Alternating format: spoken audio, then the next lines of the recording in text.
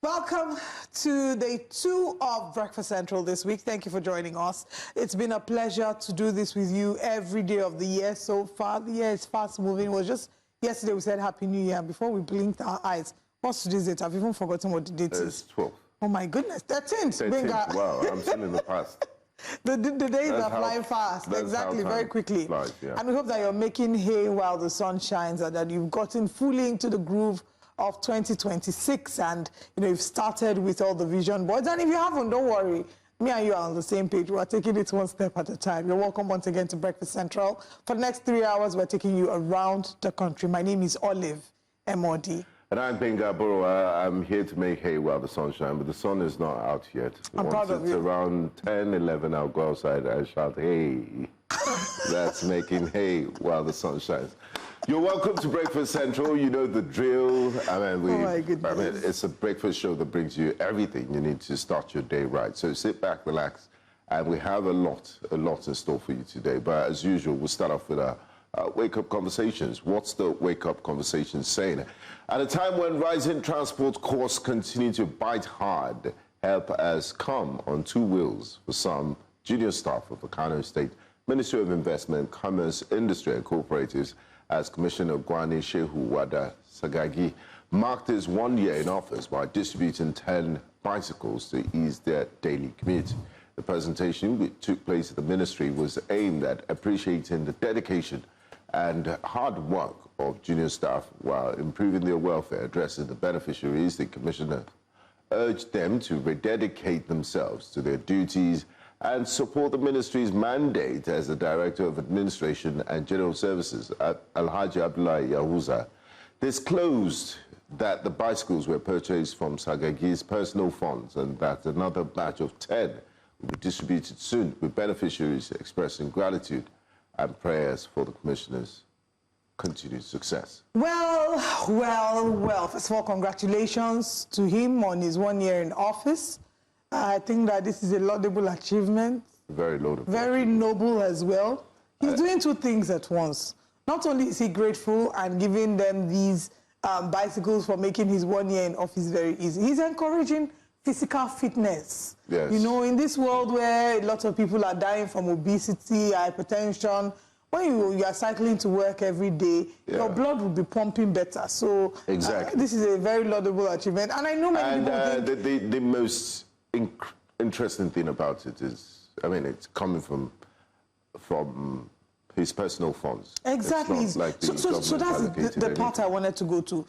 Just when we can confirm that this is not taxpayers' money he's used to reward them this. 1, 2, that in the event that there's a budget, a public budget for this, that is not an overinflated budget. You know how they do, how we hear of certain padded budgets where they, something that typically costs and talking about overinflated budgets, did you drive through Third Mainland Bridge today? I did. Did you notice anything extra? I was reading all through, so I didn't notice. Okay, you didn't notice the 40 billion naira cameras they commissioned for an 11-kilometer span. I thought the cameras were already there before. Like, I really don't understand. The speed limits showed, I could see cameras there before, yes, so I don't understand the Honorable Minister came around yesterday to commission it. That's around $20-something million. That's very interesting. So we'll come to that issue during the course of the show. Why many people want to make jest of this and joke about it, and I know that my initial applause of him might have sounded sarcastic, but it's not. I think that it's great. You know, it's important to appreciate people. And if you look at other countries, Amsterdam, the Netherlands, Netherlands, there's certain other countries where you would see that bicycle is a major way of commuting. Even China. Yeah, people don't always have to drive. You have bike lanes in Rwanda. It's fitness. Yeah, and it's fitness. You don't have to drive. It's safe. I look forward to the time when we can incorporate that into you're not emitting any CO2s. Yes. But in Nigeria, we always feel everything is a joke and you have to laugh about it. But it's a laudable initiative. I appreciate him for doing that. The best part of it is that he identified people that work hard. We don't really get that in Nigeria. They'll say, after all, they're paying you, so if you like, don't work hard. You know, to encourage them, and it goes a long way. Yes. They would always remember. They will. I would say that. And they could have used this money for anything else. Yeah, it wasn't. I think that it's great. I think it's a laudable achievement. If I were one of his staff, I would appreciate that. In fact, if New Central gave me a bicycle today, I'll be very happy to receive that, even though a car is nice. So, okay, you know, management might be listening, so which one do you want, bicycle or car? Both. You are greedy. I'll give you bicycle. Ah, nice. Let's see what Nigerians are thinking about this on X, and then we'll come back here. But you can also share your thoughts on YouTube as well. Someone says LOL in 2025, and he's probably driving a Lexus. I mean, you can drive a Lexus. It doesn't mean I have to give you what I'm exactly. Driving. We like that. So my housekeeper, I want to applaud her for doing well. I will now give her a car now that I cannot afford. Unless I can afford it, which is a different case. And it's not one person here, it's 10 people. And it says this is just the first batch. If after 1 year in office, the biggest achievement is sharing 10 bicycles, then the office has failed its mandates. Investment and commerce are about the economic growth, not token gifts. Interesting. You want him to spend taxpayers' money. Exactly. You do your damned. You don't your damned. Exactly. You want him to spend taxpayers' money. You can't satisfy people. You want him to use taxpayers' money getting them luxury cars. For what use exactly? They are being paid for the job they're doing. If they so need an SUV. Can we please go back to that tweet? I'm not yet done with it. They're being paid for the job they're doing. If they so need an SUV, they should fund the purchase from their pockets. Gaskia, like, it's simple. The man said he did that with his personal money. I mean, if truly that is the case, you don't expect him to do what he cannot afford. Abubakar Sadiq says, the bicycle is even Tokumbo. How do you Shame is just shaming me on his behalf. Demola Jomo says, again, let's not be those people. And unfortunately, we have become them that nothing can satisfy.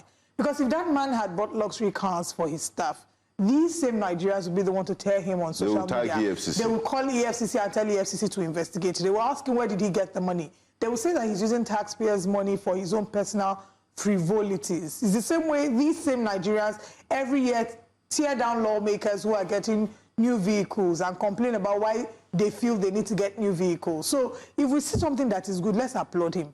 It's not taxpayers' money from what he said. It is his personal money. And if from his personal money he chooses to reward, it's not you that will tell him what to do. And if the civil servants didn't want it, they won't show up. Exactly. They won't look so happy receiving those gifts. So it meant something to them. And it's something to them. If they decide they don't want it, they can gift it out, or they can resell it and use the money for something else. It's not. I beg, that one. It's not in your place. From where I am, I don't think there's anything completely wrong with that. What you can assess him with is his time in office. What were some of the effects of his time in office? If you have laudable criticism in that regard, nobody can argue that with you. But if we are judging him based on him appreciating his staff by giving them the bicycle, that's an entitled mentality to expect that he should have done more. But let's go on YouTube. For those of you on YouTube, we're streaming live on YouTube. News Central Live is where we are at. Please drop a comment and let us know what your thoughts are. Do you think that it's something to be applauded that he gave them a bicycle, but you expected he should have done better by giving them luxury cars in 2026.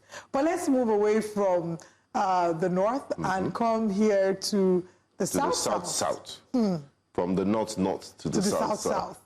In a surprising twist, what many would say was very unexpected, in River State, 2 lawmakers loyal to former Governor Nyesom Wike, Minority Leader Silvanus Eyina. Formerly loyal. Formerly loyal. Formerly loyal. Well, after this move. No, but I don't think you. No. Okay. Wike is loyal to the PDP and was still loyal to the leader of the APC. So I think you can be loyal to both masters. So 2 former lawmakers who were loyal to former Governor Nyesom Wike. The first person is Silvanus Eyina Nwankwo, who's a minority leader, and we have Peter Abe of the Gema. They have backed away from the impeachment push that Governor Siminalayi Fubara push against Governor Sim Fubara, calling instead for calm and dialogue. In a video now circulating widely online and aired by River State Television, the duo urged their colleagues in the House of Assembly to embrace a cooling off period, signaling a possible pause in what would be the 3rd impeachment attempt in under 3 years. Though they avoided directly naming the impeachment, their message is seen as a strategic retreat amid deepening tensions between Fubara and Wike, raising fresh questions about the governor's future and whether diplomacy can diffuse the crisis crippling the state. Let's take a look at the video. Gentlemen, you are all aware that the River State House of Assembly issued a notice of impeachment on the governor of River State, Sir Siminalayi Fubara and the Deputy Governor of Rivers State. But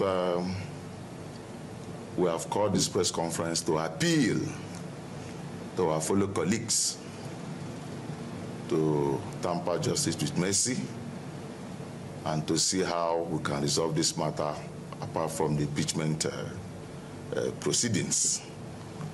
That is why we are here this morning to appeal to the conscience of our fellow colleagues, having listened to so many pleas, calls from our elders and leaders, both within and outside the state, begging for leniency. We are begging, calling our colleagues to reconsider our step and see how this matter can be resolved amicably, even though the governor and the deputy governor has infringed on the Constitution.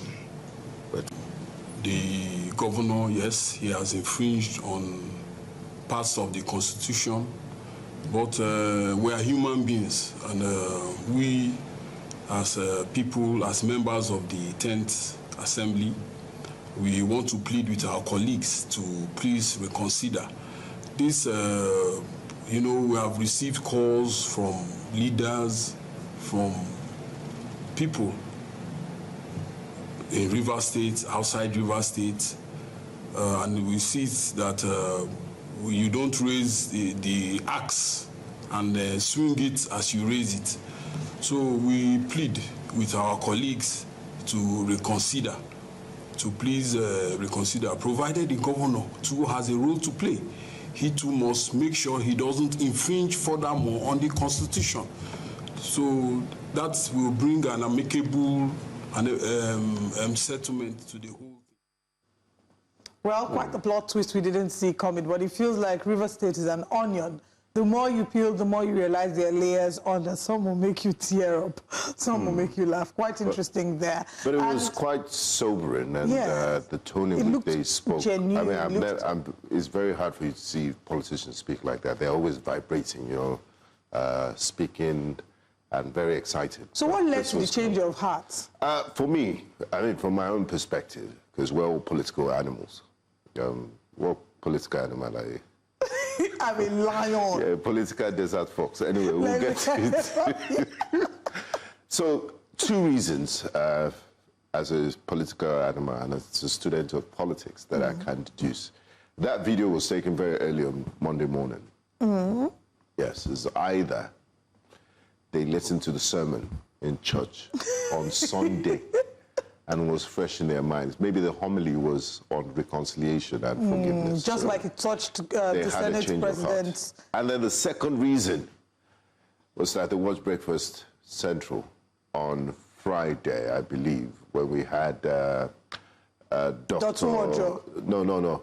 When we had Dr. J.K. Pele and also... Honorable Collins Odu. Yes, and the legal experts. Evans Ofuli. So they saw the conversation, the dialogue, they had feelers from the people, and then they said, okay, we'll have a change of mind. Okay. Either one of those two. Thank you for this. You aspire to Maguire. What has happened, we're not quite sure, but it would seem that there's been some political behind-the-scenes moves that have occurred, and something has happened to change their minds all of a sudden. They've been receiving calls now. Our network is good. That's what they said. Hello? You know, if you don't want to pick some calls, you say, hello, I can't hear you. Network is bad. Everybody wants to say. Please, leave me alone this morning. But it would seem that this is political moves that we probably didn't see coming. With Rivers State, you cannot often predict what will happen. It always comes as a shock. It's not here. What the reaction of the FCT minister will be, we do not know yet. What the reaction of the remaining lawmakers will be, we do not know yet. If these two wield enough influence to convince others to drop their case, and if they were convinced to drop their case for, you know, because they saw the merit in supporting the governor, we never will know. If it was the Right Honourable Martins Amewule, if it was one of those two, then we can consider the weight of it, because you could see the way he was speaking when he was talking about the violation of the Constitution by the governor, the tone. He even threatened that maybe we should just resign and But the question is, if you genuinely believe that the governor violated the Constitution, if you genuinely believe in that, are we doing forgive and forget? If you genuinely believe in that, then you should follow the due course of the law. And then because is there anything different from us saying that when people, like when we criticize this whole kinetic approach that they use to fight terrorism, when they say that if people do certain actions that are illegal, that they should be made to face the consequences of their actions. So forgiveness is for God, but consequences is for man. Yes, like Vladimir Putin said, forgiveness is for God. It's my duty to send them, the terrorists, to God. Let's see what Nigerians are saying about this. Well, you can share your thoughts on YouTube as well. We're streaming live via News Central TV Live. Pato says, this is exactly what I expected His Excellency Fubara to do. Use your influence and infiltrate members of the House of Assembly. That's exactly what Wike would have done if you were in your shoes, says Pato. Lord Foster says, the Wike structure is developing cracks. 2 members down, how many more to go? It's funny how principled lawmakers change their minds when the political weather changes. Rivers people, please grab your popcorn. It's about to go down. ISIP says, this is what happens when public pressure meets political reality. When the people speak loudly enough, even the most calculated plots start to crack. River State is watching. Nigeria is watching, and history will remember those who stood with democracy and who tried to trade the people's mandate for personal interest. Power belongs to the people, not backroom deals. Okay.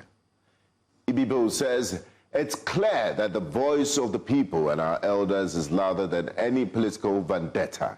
The House is folding because you cannot impeach a man who stands with the masses. River State is not a personal estate. Do you think these comments are getting ahead of themselves? It's just 2 people that are playing for, let's temper, or in his words, let's tamper justice with mercy. Exactly. They are getting ahead of themselves. Yeah, they're getting ahead of themselves. But we'll see what happens at the end of the day. And it'll be nice for feedback from their constituents and not some elders or influential people that are calling them. It would always be great to have that. You should carry the people along.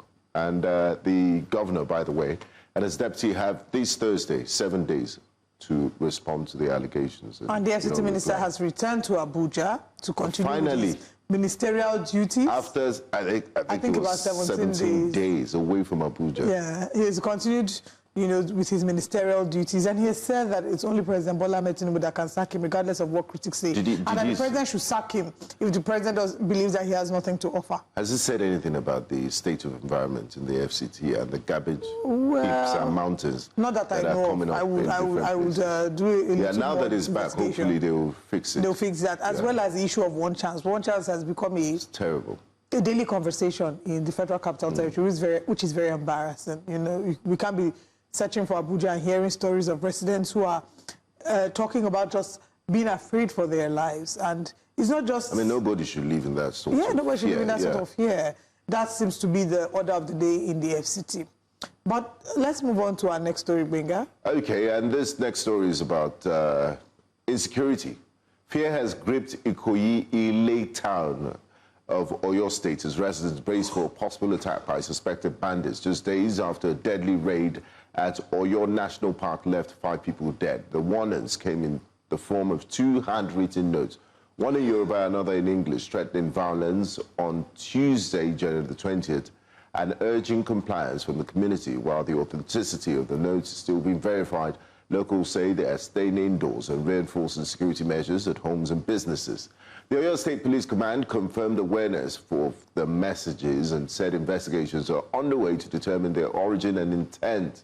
Residents and local vigilante groups have appealed to governments and security agencies to intensify patrols and provide timely intelligence support to prevent a repeat of last week's attack. And, it's... Yeah, this is a press release by the Oyo State Police Command, and in the press release from the Oyo State Police Command, the FM receiving the report, they said they wish to inform members of the public that they've received incredible information regarding a handwritten note written both in Yoruba and English languages, allegedly dropped in front of a residential building in Ikoyi-Ile, Orire local government area of Oyo State. The note is purported to have been authored by suspected bandits threatening an attack on the Ikoyi-Ile community. Upon receipt of this report, the Commissioner of Police, Oyo State Command, CP Femi Haruno, immediately activated the Command's intelligence, tactical and operational response architecture. The state's intelligence... Very big English. The State Intelligence Department, in close collaboration with tactical units, was directed to commence all intensive debriefing of all persons connected with the discovery of the note, while operational assets were promptly deployed and repositioned within Ikoyi-Ile and its surrounding communities. So there's also the stop and search operations, intelligence surveillance, strategic area domination have been significantly reinforced.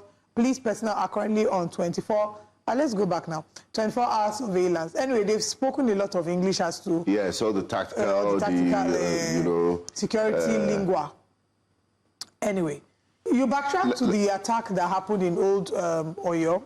The National Park. Yes, the National Park. This was on the 6th of January, I believe last week, Tuesday, Old Oyo National Park.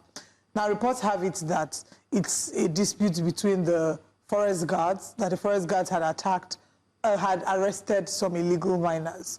And as a result of that, the illegal miners and the legal miners are in cahoots with the terrorists as some sort of payback. Yes, payback. So it's like some vengeance. There's a word that comes... Revenge mission. Revenge mission is retribution that comes to my mind. Yes. I'm not sure. Yeah, so, but basically, it's like them trying to get back at these forest guards for what was done to them, for the fact that their members were arrested, the illegal miners were arrested. From the reports that we've seen, or some of the reports that we saw, the illegal miners, we hear that they share abode with even the legal miners. So after they were arrested and they reported to their bandits, the bandits came. Before the forest guards would finish grilling these illegal miners, the attack had occurred. You know, they were cut away. And it led to loss of lives. Weapons, 5 people lost their lives. You know, it's a really unfortunate incident and an unfortunate update that we have. We are liaising with terrorists now, with bandits. I really hope the police will make an example out of this. I mean, the audacity. They haven't even gotten to the courts yet. But you know why this can happen? It can happen because, and I'm not going to in any way excuse it, we've handled, our armed forces, our law enforcement have tried their best. But in some measure, many people would argue that we've handled terrorism with kids' gloves, when we're making excuses for them, when we're making excuses for their mindset, when we're talking about deradicalizing them and reintegrating them back into the society. For violent crimes they have committed against people. Repentant terrorists. Repent. How can you be a repentant killer? But for all the people that you've killed, you need to go to jail. You need to face the law. So we have set, and the way they say anointing flows from the top, we've set a precedent for how we view terrorism. And also, when the government has failed people in protecting them, it's why the people would have relationships with the terrorists. You know that in some communities, reports have it that they pay money to Boko Haram and all these other terrorists to protect them.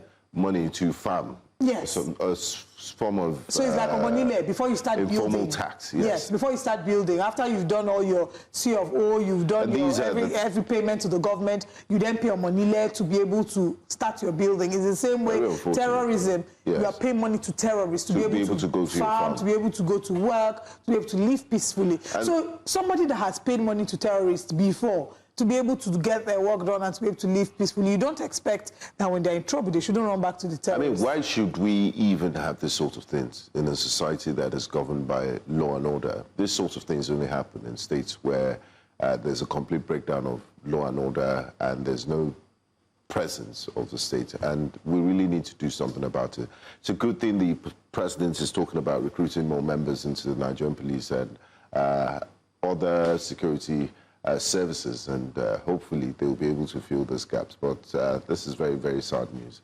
and we hope justice will be served. But before then, let's also talk about this letter, you know, that has been sent. I can imagine how terrifying it is for citizens in the state to hear that they've gotten a letter, particularly those within the Ikoyi-Ile community, to hear that someone is back in the day. I think he's Anini the thief in Edo State, or back in the day that they used to write letter to say, We are coming to rob you on the 20th of January. But the good thing is, I'm very excited that the Oyo State Police Command is very proactive. They released that press statement with plenty English, but after all those big English and tactical maneuver and strategic, they should, as the community has requested for, have multiple patrols. They should step up intelligence, because they've already given you expo now that they're coming. So have regular patrols. If you have to be there for a number of weeks, you should station men, you should have rapid response units that can easily come in for back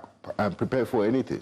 And what would be embarrassing is if they were able to eventually carry out the attack against the citizens, because they gave you notice and you still could not put your house in order.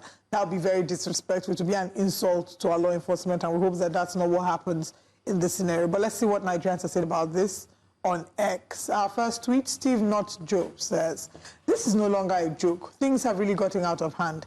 Imagine bandits issuing a statement that they will attack Oyo on a certain date. The funny thing is they might actually carry out the attack successfully while the government just watches. I hope not. I don't want to believe that this will happen. It's good that they have been informed on time. The Oyo people should ensure that the visitors are well taken care of.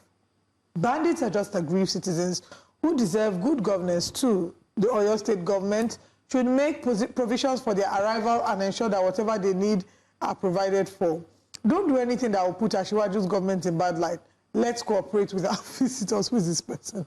"Even if they take people with them, please remain calm and law-abiding. The government will negotiate to get the people released. The bandits are the fourth arm of government and should be accorded ha, ha, ha, ha." Akan Patrick. Akan Patrick, be calming down now.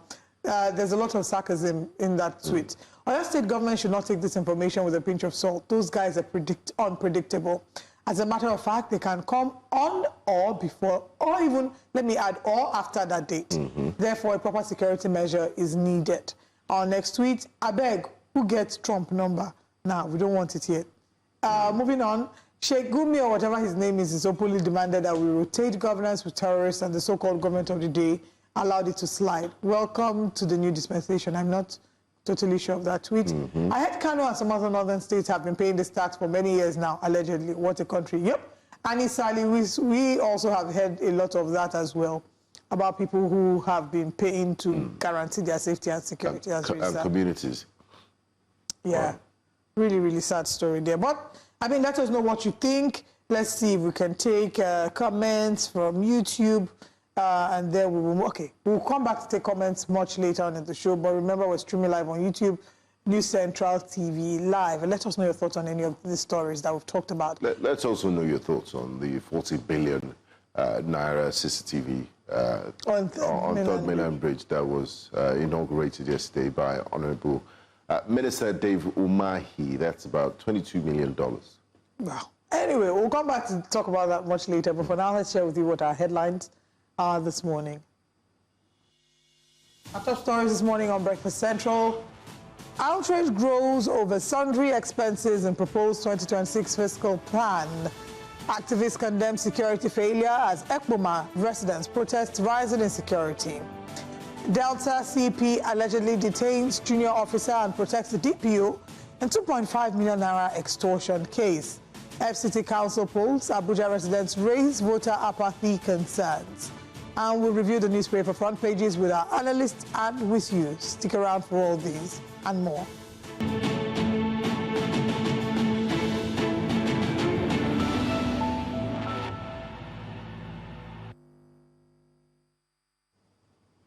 The Delta State Commissioner of Police, Aina Adeshola, has ordered the detention of only one officer, Constable Bright Edafe, in connection with an alleged 2.5 million extortion case, even though at least 3 officers, including a divisional police officer, were in the complaint, according to a statement issued by the police spokesperson, Bright Edafe.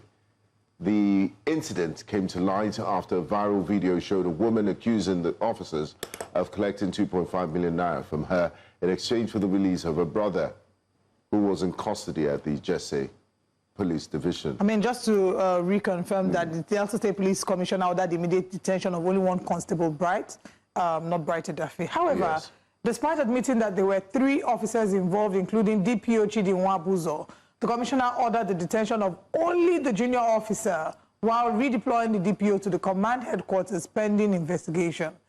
The decision has sparked public outrage, with many Nigerians questioning whether this reflects a pattern of bias and double standards in how the police handle internal misconduct, where junior officers are punished and senior officers are protected. Joining us now to discuss this development is a correspondent of the Foundation for Investigative Journalism, Daniel Ojukwu. Good morning. Good to have you again. Good morning. Thank you for having me.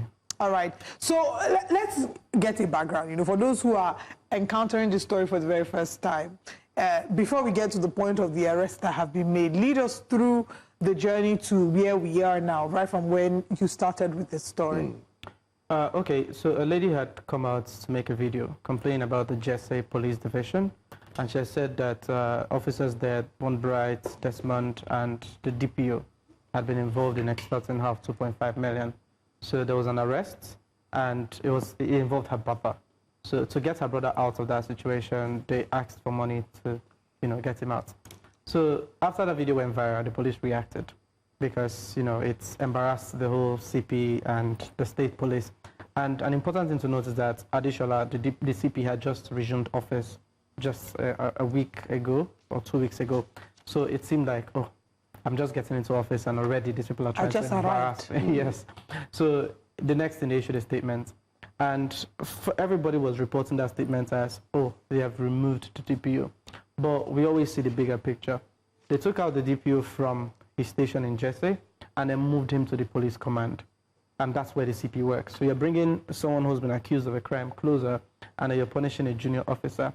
And a lot of Nigerians were asking, people at first saw it as, oh, yeah, you've removed the DPO, big news. But when you then look at the follow-up, that this person has then been moved to the state police command. And also, in the same statement, they said, this DPO, there have been several complaints about him. He's a notorious DPO. So why then are you not taking action? I mean, these are very serious allegations. And do you know the status of the extorted funds, if it has been returned to the lady, and why was her brother arrested in the first place? Okay, they haven't given details of why of where the money is right now. They've only said they're investigating, and when the investigations are concluded, then they'll determine to what extent anybody was involved. So the details about the brother's arrest are still sketchy, but based on what the lady had said, there were flimsy allegations against her brother, and then she had already told the police that, look, there's not enough evidence against this guy, and, what's up with this case? So it was like the brother was involved in some, with some people, and they had already claimed that this boy was actually part of them. But the lady was insisting that her brother was innocent, and the police seemed to agree with her that he was innocent, and said, okay, for us to absolve him of any blame, pay us this money, and we'll close this case. We will then go after those we think are guilty. But at the end of the day, there's this thing with the police where they believe that if you go after the average person, those who don't know their rights, you can always cut corners. But with policemen, higher ranking officers know their rights. So if you sanction a DPO, for example, he might sue the police force, and then it looks bad. But junior officers most times don't know their rights. So you can throw a junior officer into a detention facility for weeks, which is illegal, by the way. But he's never going to complain because he doesn't have the muscle to fight the system. So someone like a DPO, normal procedure, if someone commits a crime or someone is accused of committing a crime, you're supposed to send that person on a suspension first and then initiate a panel of inquiry to establish whether a crime was committed or not and to what extent that person was involved. But in this case, it's like an elevation. Why? Yeah. I was going to say, why do we have these stories about the Nigerian police every other week, extortion? Is it that it's not part of their module, or the training isn't rigorous enough? Because as law enforcement officers that even have the right to bear arms, they should be held to a higher standard of morality and expectation. But what we see is it's different. What we have is... Where does the blame lie? Is it in training, or is it in the senior officers or junior officers? What's really going on there? And I don't think there's a sense of urgency to really do something about their reputation? There is no sense of urgency, yes. But what we have in Nigeria is not peculiar to Nigeria. We've had the same situation with the Indian police. If you study the Indian police, they're very brutal. They'll beat up people, they'll frame things and all that. And sometimes poverty plays a role, because there are some high-end areas where the police would not do some of the things they do. We have some certain states too. Yes. If you're in Abuja, there's some parts of Abuja where the police would not want to mess around, because you might meet a senator's son, a minister's son, a president's son somewhere. If you look at even the raids that go on at night, you're always in the mainland. Nobody's raiding Lekki, raiding... the only thing you do in Lekki is maybe clubs. They're not going around picking people in front of their houses and saying, oh, you're probably a criminal or something, or planting weed on somebody. So it's because when you see a poor person, you believe you can take advantage. Or you see somebody who you believe has no backing, you can take advantage. And there's a structural issue. These forcemen are not taught to have empathy. They're not taught to see the average person as someone who you're supposed to protect.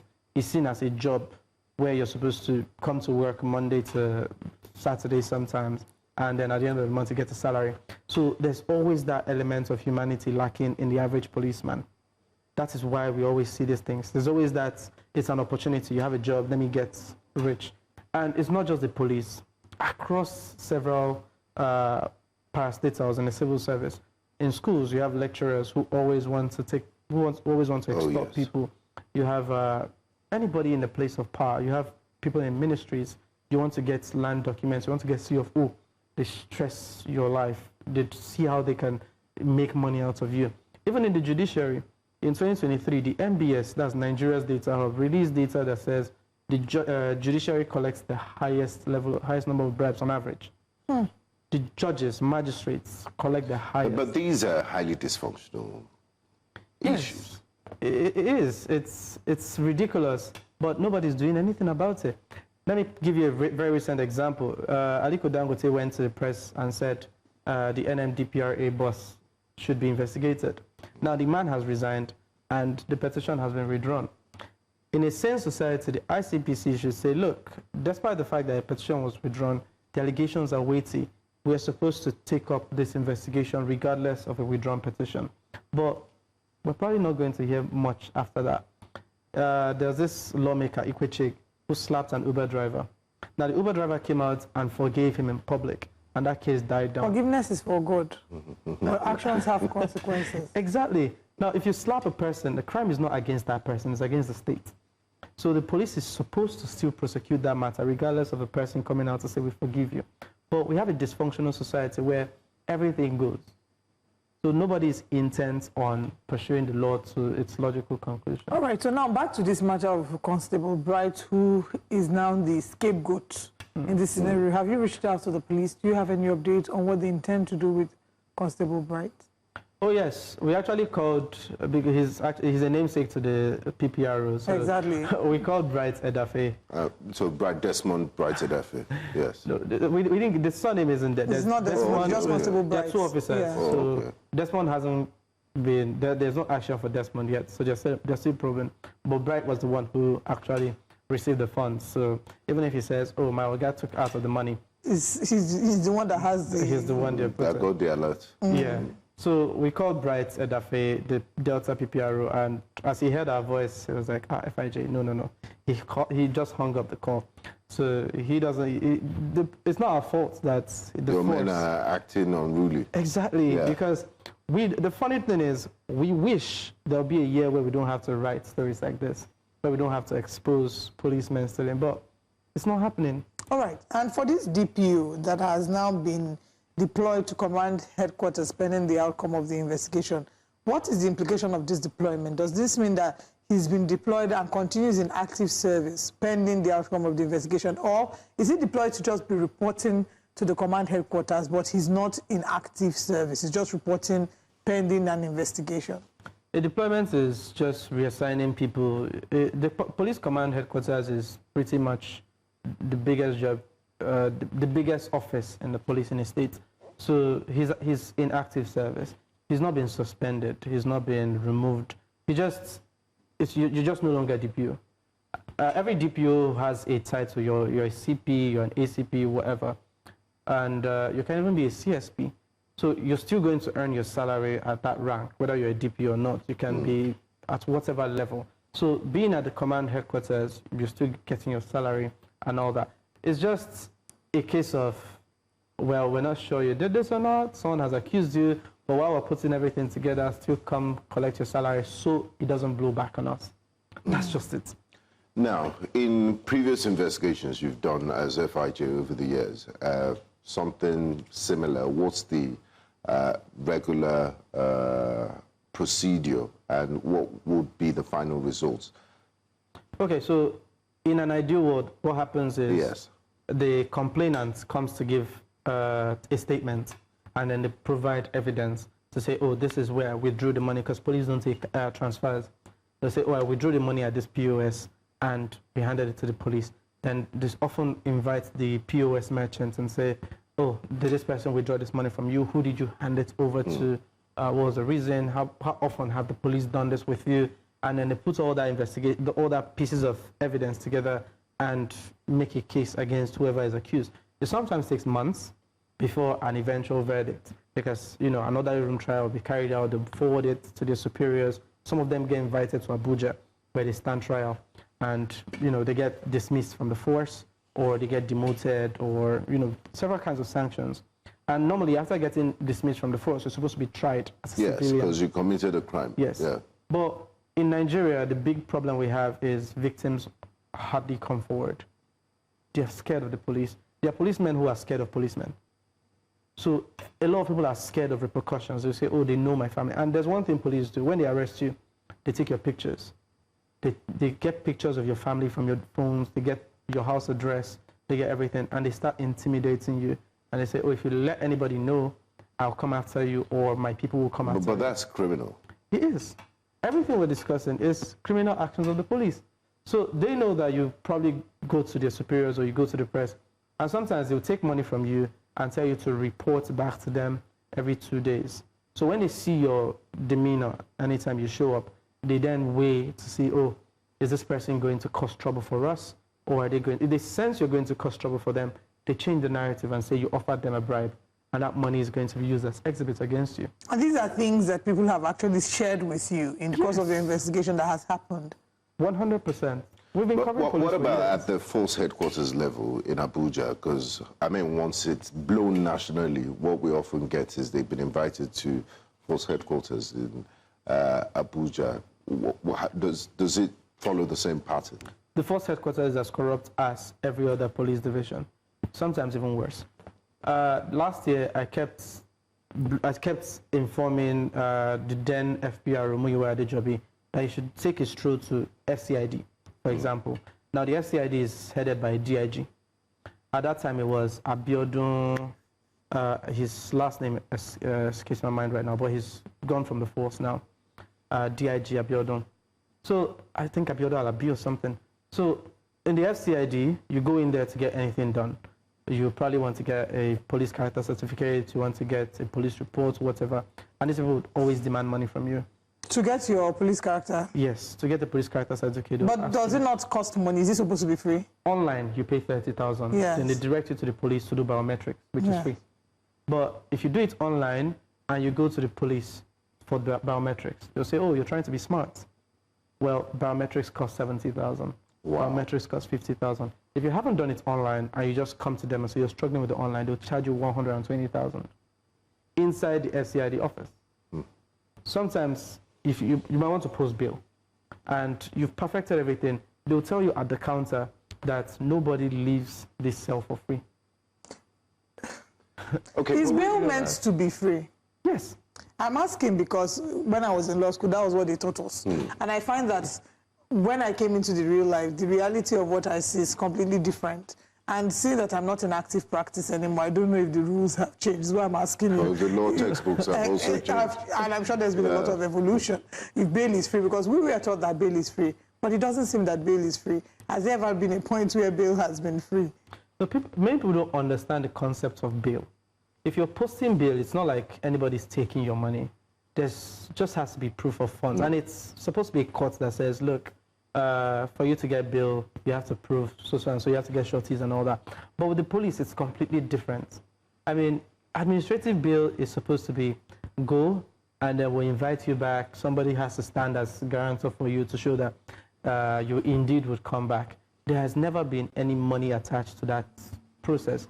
But the police will always tell you, for you to bail yourself out, 50,000. When they're not asking you for bail, it's a bribe. So we've seen that over the years. I mean, once you do things continuously, you begin to institutionalize it. It becomes part of your character and the ethos of your organization. And we've had different types of inspector generals of police, but they come, they go, nothing seems to change. We also have the Nigerian Public Police Service Commission, which hasn't done much about this. But as a country, what lessons are we teaching our children? You can't continue in a highly dysfunctional way that the law enforcement, which are meant to be the #1 upholders of the law, are extorting and doing illegal things. So at what point do we begin to press the hard reset button? Can the IG, one person out of a police force of several 100,000 people, begin to set the ball to reform? Where would reform have to come from? Or are we just going to live with it and say, you know, it's their behavior, we'll just manage? Because we've been managing. They say resilience. They say, oh, Nigerians are resilient people, we can persevere. These are very negative qualities, if you ask me. Yes, it's a very good question, because so many of us ask that question every single day. Where do we go from here? And if you start somewhere, you're going to see that the problem is like a hydra. I mean, the same issues we have with the police is the same issues we have with the military, the same issue we have with several others. So if we're solving it, it's not like you can solve the police problem and every other thing continues. You have to solve healthcare, education. It starts with the government. A president has to set the tone and say, yes, I actually want the country to change. It's not just the IG. I mean, when the IG came into power, he said that he owes everything to the president. The president brought him there. The president made him who he is. So someone like that isn't going to be independent. Someone like that is going to take orders from the president.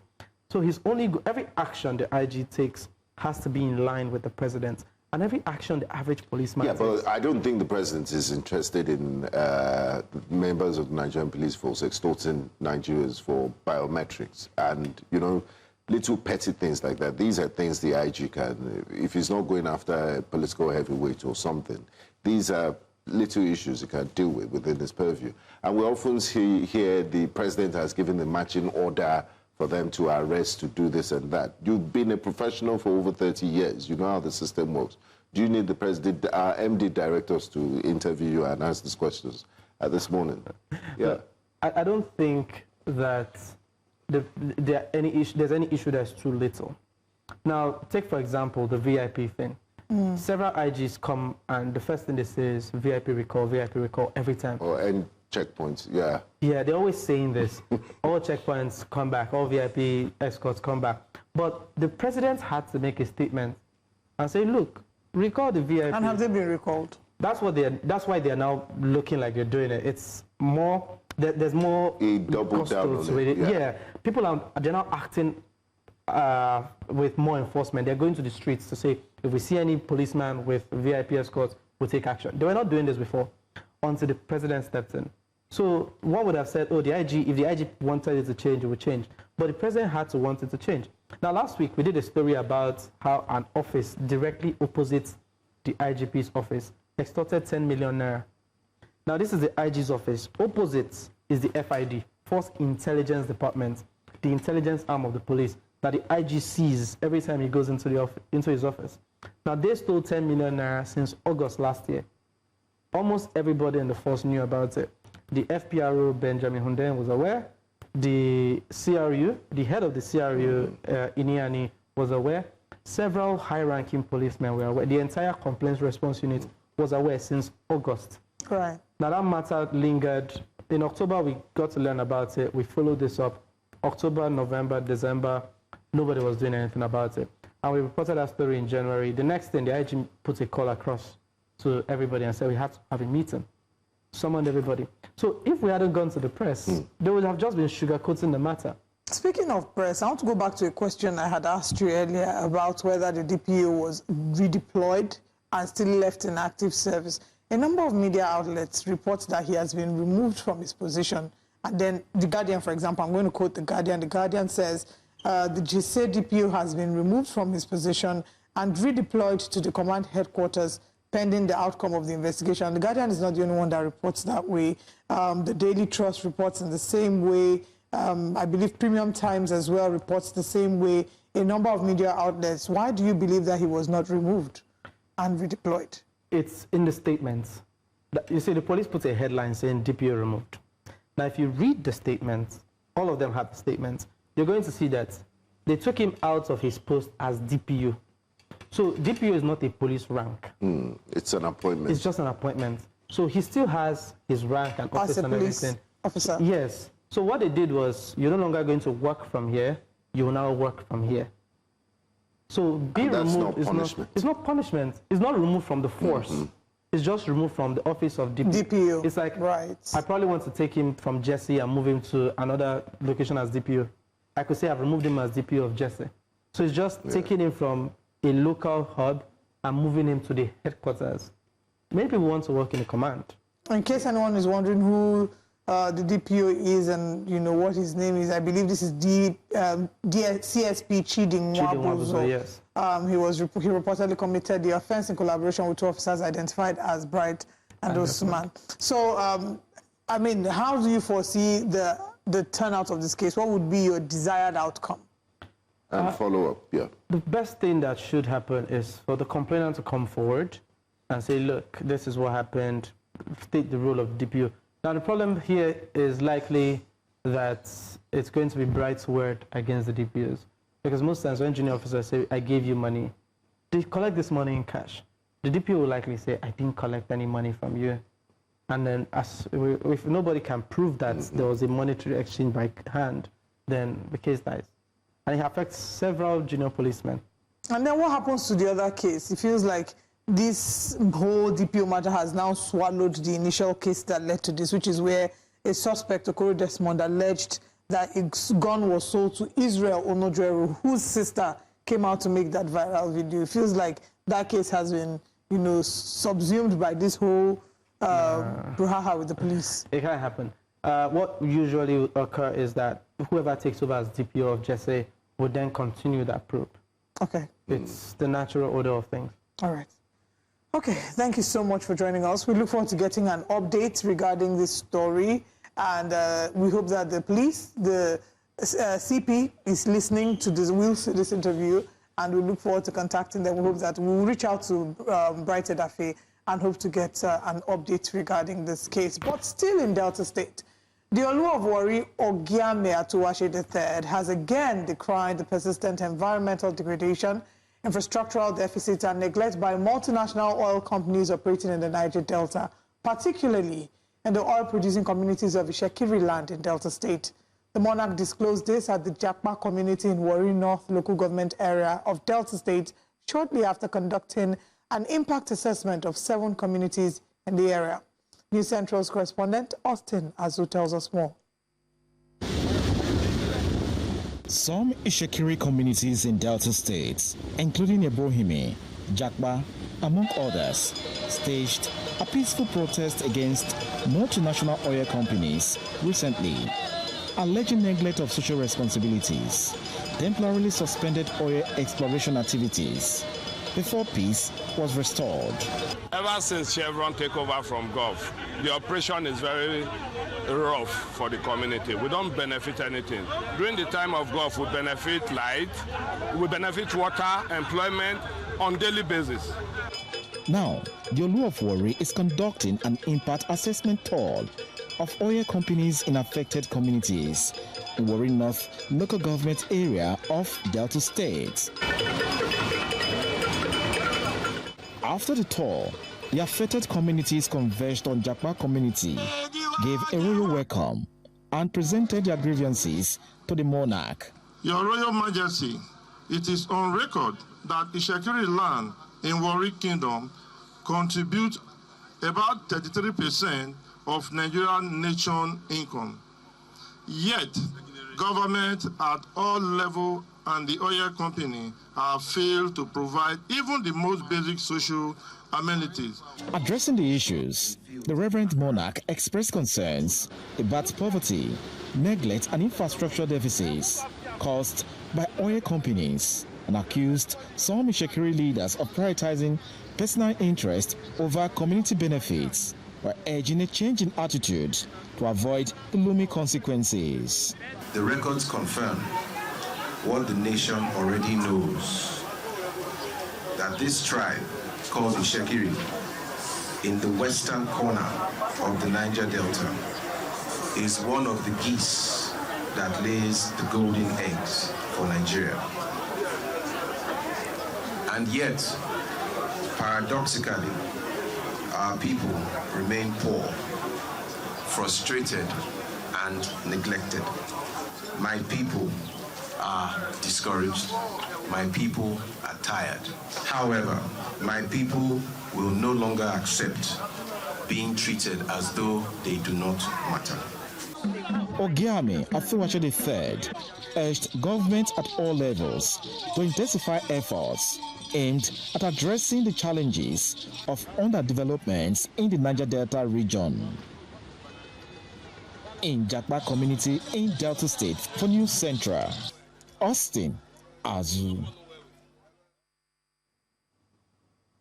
And there you have it, update from the Olu of Warri, who has talked about these communities and pushed for the communities to further be developed. It's not today that we've been talking about the pollution of Niger Delta communities. And it's quite a high level of injustice. If a community produces a huge percentage of Nigeria's wealth, and yet they suffer the most, yes. Neglect, so something should be done about it. We have the Niger Delta Development Commission. We also have other bodies, but are they doing enough? That's the issue. That's a very important question there. But we'll continue to, follow up with this story and ensure that those who need to be held accountable are held accountable in that regard. But you were speaking about the Olu of Kama. Would you like to share what you were saying? Now, he's one very vibrant and young king that I admire a lot. You were saying he's one of your favorite kings. Yes, in Nigeria. I like the way he carries himself. He's very regal. That's why I think he's brought so much very color. Modern and color, yes, to traditional, to the traditional institution. If we're being honest, before him, I don't think that we paid as much attention to the title that title of Olu of Warri. Yes, we recognize it, but I mean, it's a lot more. Younger people can connect better, if that's a way to put it. They can connect better with royalty because of the way in which they have, added so much color to royalty. And I particularly like how, I know his queen, Diolori, she has this, she's very passionate about creatives as well, and does a lot of work in the creative sector, and I think that is great. You're from Delta State, I am but from Delta State. You are not a subject.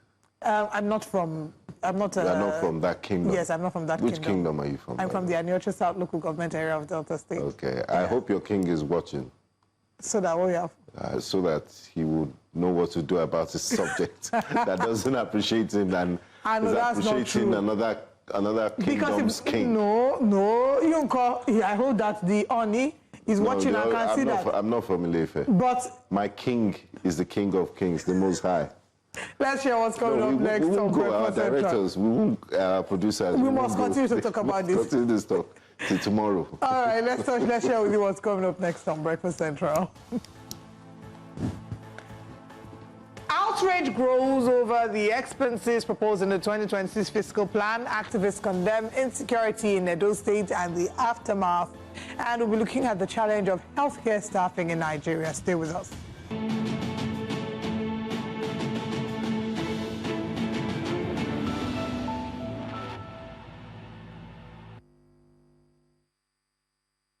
Nigeria's 2026 budget proposal has triggered fresh concerns about fiscal discipline as large sums are channeled into vehicles, office maintenance, stationery, and loosely defined miscellaneous expenses, despite rising revenue uncertainty and economic strain. Recall that the 2026 federal budget was formally presented to Nigeria's National Assembly in December 2025.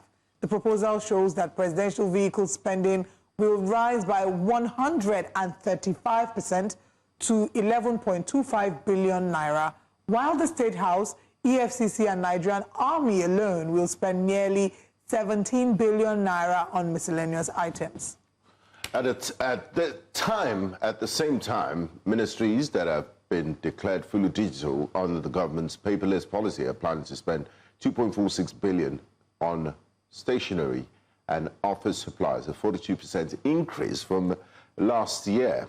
Analysts say the structure of spending still favors luxury overhead and politically driven projects over development, raising questions about the government's commitment to cutting the cost of governance. Joining us this morning for this very important conversation is Country Director at Budget, Viola Kwaga.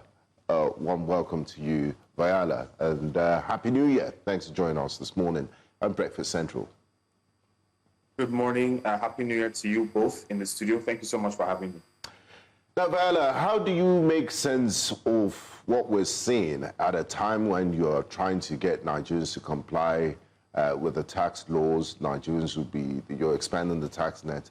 And then we're seeing that even when you've made policies to buy, made in Nigeria products, to go paperless, there's still an increase in the percentage of spending. And also these cars in the presidential fleet, is it that cars expire after a calendar year of usage? Because, make it make sense to us. What does the sharp rise in vehicles, maintenance, and stationery spending say about the government's real priorities on a tight revenue environment?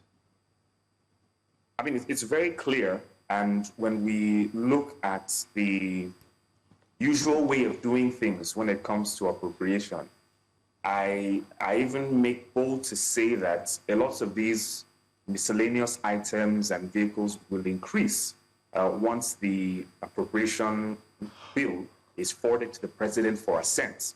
As you know, the appropriation bill is currently under review by the National Assembly, and from what we know and are used to from the National Assembly, they will, in quotes, add their own.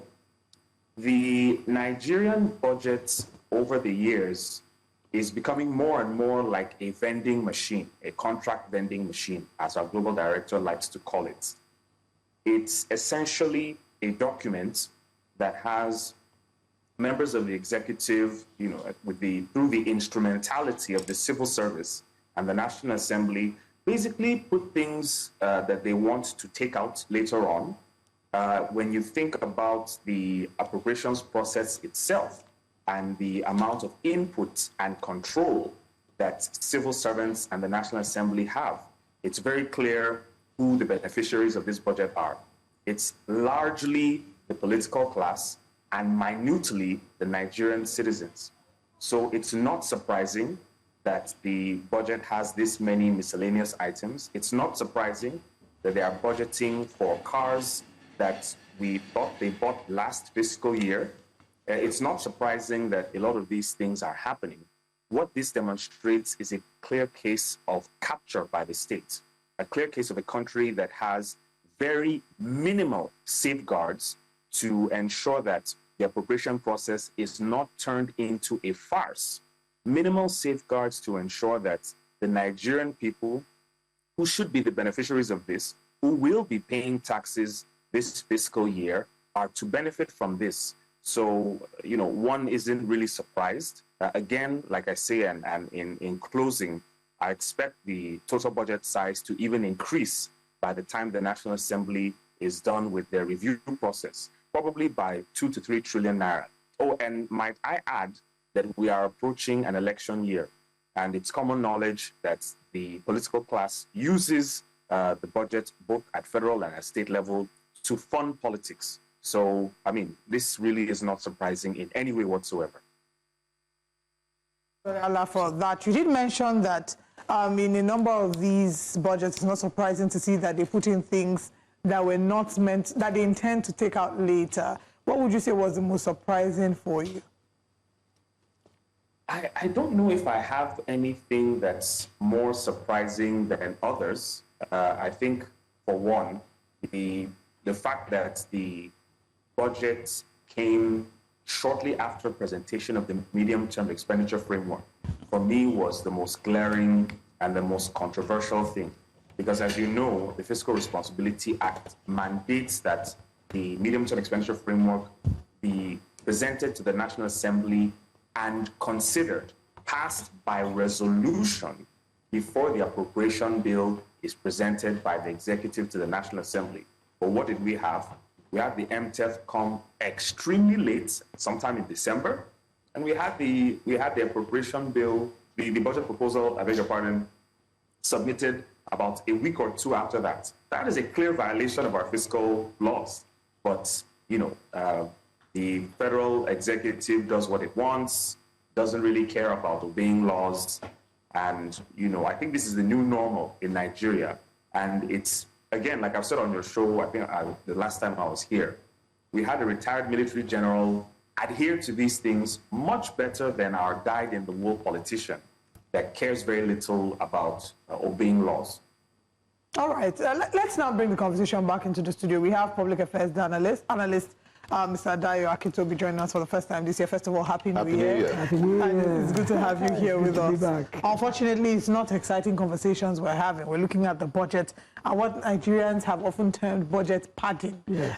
The State House, Nigerian Army, FCC alone planned 16.78 billion in miscellaneous expenditures in 2026. From all that you've seen regarding the numbers, even in terms of the sharp rise in vehicles maintenance and the likes, what would you say this tells you about the government's commitment to Nigerians? Well, remember, our key focus is trying to cut down on government expenditure, size of government, budget, government expenditure.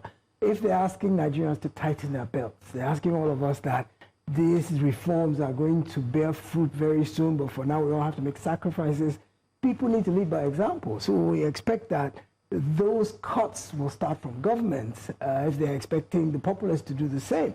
But the opposite is what is happening. While we have a shrinking spending ability, government is on the other hand expanding its own spending ability. And you look at it and you say, this doesn't add up. There's a contradiction in terms here when you look at things like miscellaneous. For example, I saw something that Aso Rock Villa is going to be renovated for so many billion. 2023, when the government came in power, they did a renovation. First of all, why does it take billions to renovate? Maybe it wasn't up to the standard and the taste of Are we trying to create Shangri-La in Abuja just so that we can govern the people? Taj Mahal. Or Taj Mahal. Bottom line is, I think that there is some degree of decadence involved in government spending. When you look at things like stationery, when you look at things like vehicles, the vehicle you used last year, the car I'm using now, I'm in my 9th year using it, and it still runs well and still looks decent. What is this thing about changing cars every year? Why is it that when a new administration comes in, the people who were in the previous administration go away with all the vehicles, and even the ones they leave behind have to be renewed? And you come into government house, you have to change all the furniture because the one the last guy sat on probably is too worn out for you to use, but was okay for the previous person. So I think there's some frivolity involved here because it is clear that these are frivolous spendings, things that are not essential, which at a time when Nigerians are struggling under the yoke of economic stagnation, we're at a point where the money in our pockets can't meet our needs. Our spending power is reducing on a daily basis. Now, government is the driver of economy, any which way you look at it anywhere in the world. Government spending, government budgeting, government allocation of funds to various sectors, even government revenue in Nigeria in terms of taxes, in terms of resources like oil, like minerals. Government is the one that controls all the money going in and coming out. So there's got to be fiscal responsibility, especially at a time when there are constraints on the ordinary Nigerian man's pocket. This does not inspire a lot of confidence in terms of the government's seriousness about asking people to make sacrifices at a time like this. Thank you very much, Mr. Akitobi, for your submission. I'd like to bring back Viola into the conversation. And they say democracy is a government of the people, that the people are the powerful. They elect their officials. Something quite instructive happened yesterday. The Honorable Minister of Works, Engineer Dave Umahi, did commission a CCTV command center that covers the span of Third Mainland Bridge, 11.8 kilometers for about $20 million. That's about 40 billion naira. If democracy is about the government of the people and for the people, if you do a vox pop and you ask the generality of Nigerians if they are happy with that spending or if they approve of it, the answer will be an overwhelming no. So what is the hope for the common man? Are there any guardrails to check this sort of expenses and make sure? Because, look, we're going to be paying taxes now. I mean, the new tax regime. So Nigerians should, they're also being bold in asking very tough questions. Who signed off on that contract? How does how do you justify that sort of payment for 11.8 kilometers? I mean, what's the overwhelming benefit for the majority of Nigerians? Or are we in a hopeless case? We just wait and they can do and undo and we'll say, okay, in the next elections, we'll vote them out. There needs to be a higher level of accountability somewhere. Sure, that you paint.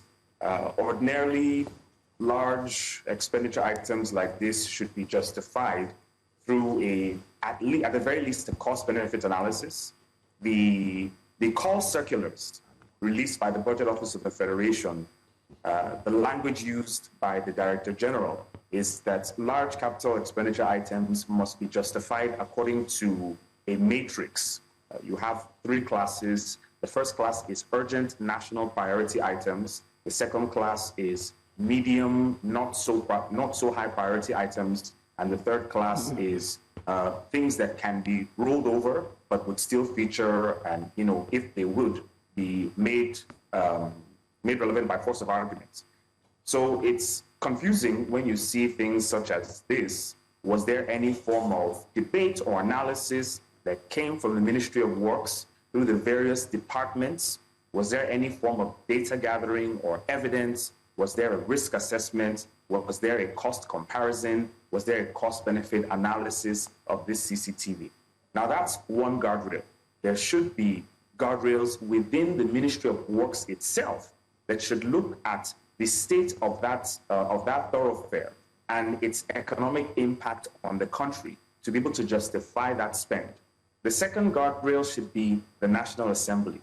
You should have members of both the House and the Senate that should take a look at this line item and call the minister and call the permanent secretaries, when they're coming for their budget defense, to justify it vis-a-vis other pressing national priorities. But there really are no guardrails per se. The National Assembly is likely going to collude with the minister in terms of fronting their own companies. The whole procurement process is basically where a lot of our politicians derive a lot of wealth. This is not, peculiar to Nigeria. A lot of developing countries that have very weak accountability systems have this as the order of the day. So, it's a sad picture to say that Nigerians have to wait for the next electoral cycle. But I have very little faith or confidence in Nigerians to even make the right choice, partially because the laws that set up our electoral bodies still need significant amendments. Secondly, the rampant poverty makes it a very difficult choice to vote for something or someone that you have no control over, or to choose, to sell your vote. So that will always be a difficult choice for a lot of Nigerians who are overwhelmingly poor. So it seems that we are stuck in a trap where we are captured by politicians, and we have, if you look at the data, we have far less Nigerians participate in the 2023 elections than previous elections. So there are less and less people turning out for voting because they see very little legitimacy in that whole electoral process. They look at how, capital expenditure items are put in budget proposals by the executive, by the MDAs. They see how that process happens at the National Assembly, where as opposed to the parliamentarians critically assessing the budget and ensuring that the government is tightening its belt, the National Assembly does the reverse, and it increases the number of line items in the budget. Let me just quickly speak to the issue of budget padding. And again, I've spoken about this on your show before. Now, let's be very clear. the Constitution allows the National Assembly to either expand or reduce the total size of the budget. What the Constitution does not say is, can the National Assembly insert line items? Now, I've also said, in several forums, that if the Constitution allowed the National Assembly to insert items, that would be tantamount to a violation of the doctrine of separation of powers. The National Assembly would be playing two roles, which I think is absurd for the system of government that we practice. Recall that Yar'Adua tried to take the National Assembly to court at one point, and the matter, he was in PDP then when he was alive, the matter had a political solution, and he dropped the case. Femi Falana SAN also took the matter to court, and very, very unfortunately, the learned justices at the Supreme Court said he lacked jurisdiction, which, frankly, and with due respect to the judges, is absurd, because Femi Falana is a citizen and is directly impacted by this rampant misappropriation done by the National Assembly under the guise of inserting projects. So what we need is a pronouncement by the highest court in the land that these actions are unconstitutional and violate the principles upon which our government is built. But in closing, I have very little confidence, that any of these guardrails would serve to help the Nigerian people. All right, let's come back into the studio. Viola made mention of the elections and seeing less and less people interested in coming out. Well, maybe this might be good news to see that the government has allocated 1.013 trillion naira in the 2026 budget ahead of the 2027 elections, which again reinforces Section 3, Subsection 3 of the Electoral Act 2022 that provides that funds should be disbursed 1 year before a general election. We have elections coming up in 2027, and if we look from 2025, the initial funds approved was 40 billion naira, and then it got increased to 140 billion.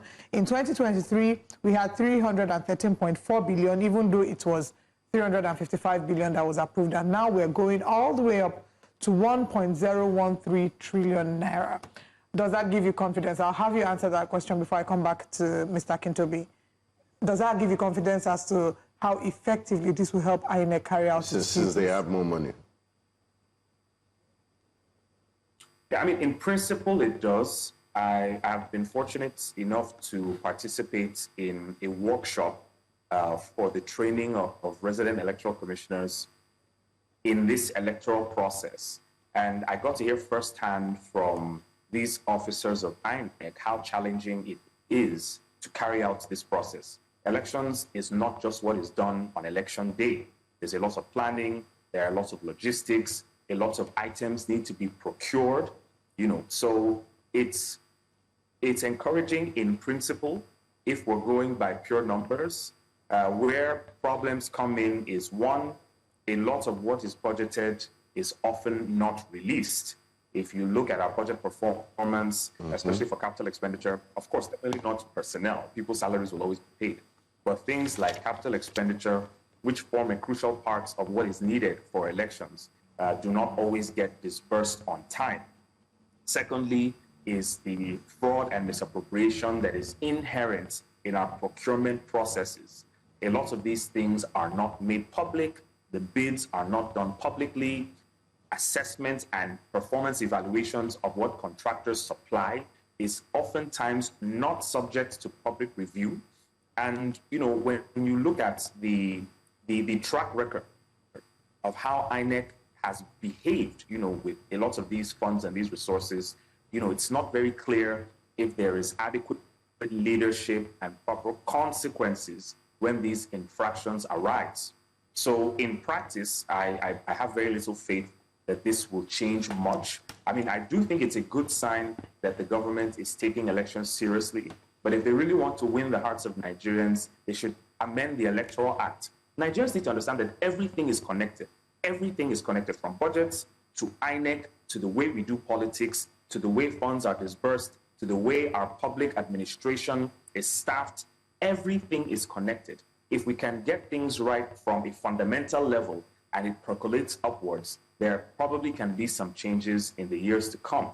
But where we see things in silos, you cannot expect 1 trillion naira to do anything substantial for INEC if the fundamental drivers of these problems persist. if the political economy remains the same, all right, if the procurement processes are opaque, okay, the problems will just not go away. All right, Viola, thank you very much. Let's bring Mr. Akintobi into the conversation as well. Let's get your thoughts regarding INEC.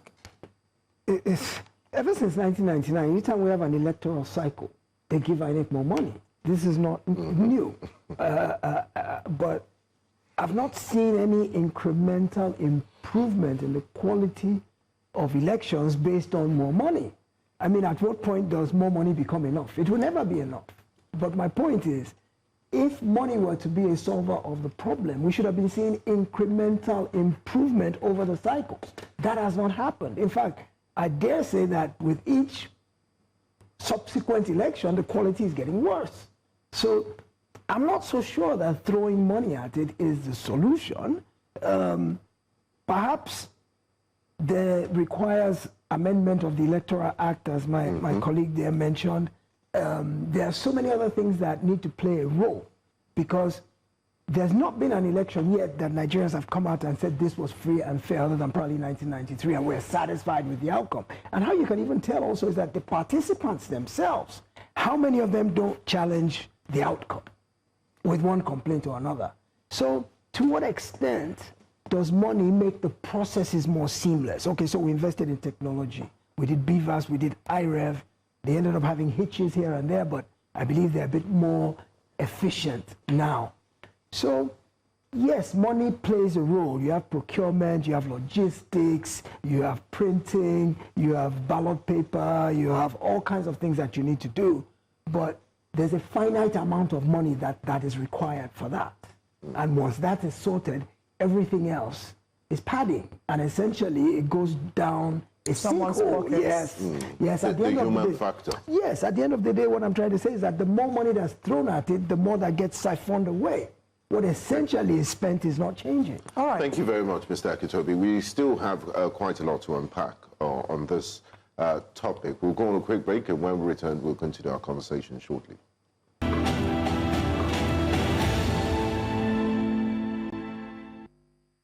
You're welcome back to Breakfast Central, and we're currently looking at the 2026 appropriation budget, where there have been concerns raised over some of the provisions in the budget, especially for purchase of luxury items and other issues. We have joined us this morning for this discussion Public Affairs Analyst Daya Akintobi, who's with us in the studio. We also have Country Director at Budget, Viola Kwaga. Thanks for staying with us, gentlemen. Now, Viola, it seems, I mean, it was Einstein that said insanity is doing the same thing over and over again. And one thing I've realized from my years of budgeting cycle is the budgets are basically copy and paste, increase the line items, and it's not, no serious thought and research is given to the budget. No, the budget performance of the previous year is always very poor, and the Auditor General's report is a few years late. So how can a serious country operate in that sense? So it makes it all an exercise in futility, or just hope. Maybe we should stop calling it a budget and say, look, this is your expenses for the year, just go and spend. What are the, because these issues I mentioned are very serious issues. What is the implication for ordinary Nigerians for continuing this way and not doing things in the global best practices and the way it should be done? What's the implication on their lives? I mean, the implication is that things will either remain the same or get worse. When you look at Nigeria's trajectory, Nigeria's growth, when you look at things like GDP, when you look at things that I find way more interesting, like gross national income, do you really see an improvement in the lives and livelihoods of Nigerians? When you look at some statistical data that, I think it was PwC that came out with a report that said more Nigerians would be pushed below the poverty line. That is a direct result of our government and political system. And I have to stress that this is not entirely a federal government issue. This is also a subnational issue. A lot of the things that Nigerians think should be provided by the federal government, in actual fact should be provided by local governments. If you look at Schedule 4 to the Constitution and you see the list of responsibilities of local governments, you would be bewildered in asking yourself, why aren't these things being provided by the local government? Then you look at our political history and you see how local governments have basically been strangulated by the states. I mean, we have a literal Supreme Court judgment that mandates the transmission of monies to local governments, and governors are basically just ignoring it. So how do you expect any reasonable Nigerian to have any confidence in a political system where politicians basically choose what they want to obey? Again, looking at the coordination mechanism, because the structure of our political system is a federal one. The idea behind that is that multi-ethnic, pluralistic societies need to have some form of leadership close to where they are because they feel it represents them more.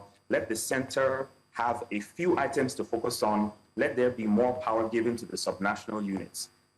What's happening in Nigeria is the reverse. We claim to practice federalism, but the center is too powerful. I mean, if you look at the exclusive list and you look at the number of items that the federal government handles, one asks themselves, can this be a country that takes itself serious in any way?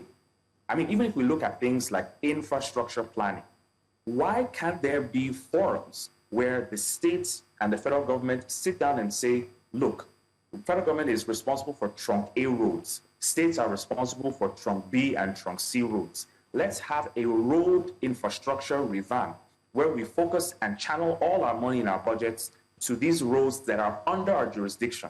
But you rarely see that level of planning.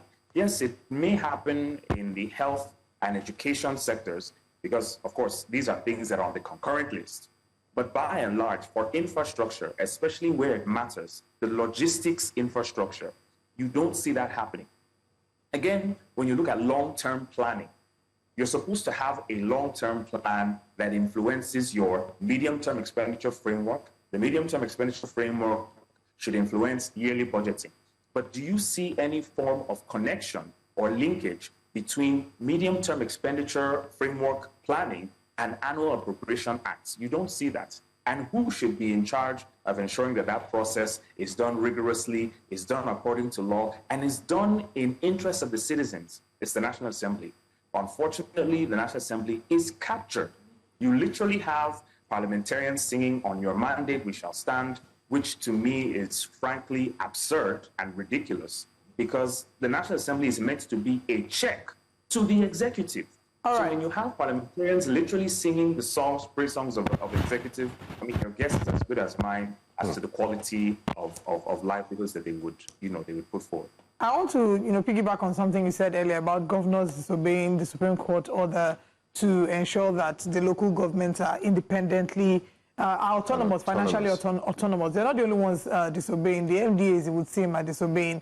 Early December last year, there was a directive given that 70% of projects will move to 2026 fiscal year and that no new capital additions should be included. But what we see here is that there are at least 3.50 trillion new projects in the proposed 2026 budget, according to the Punch.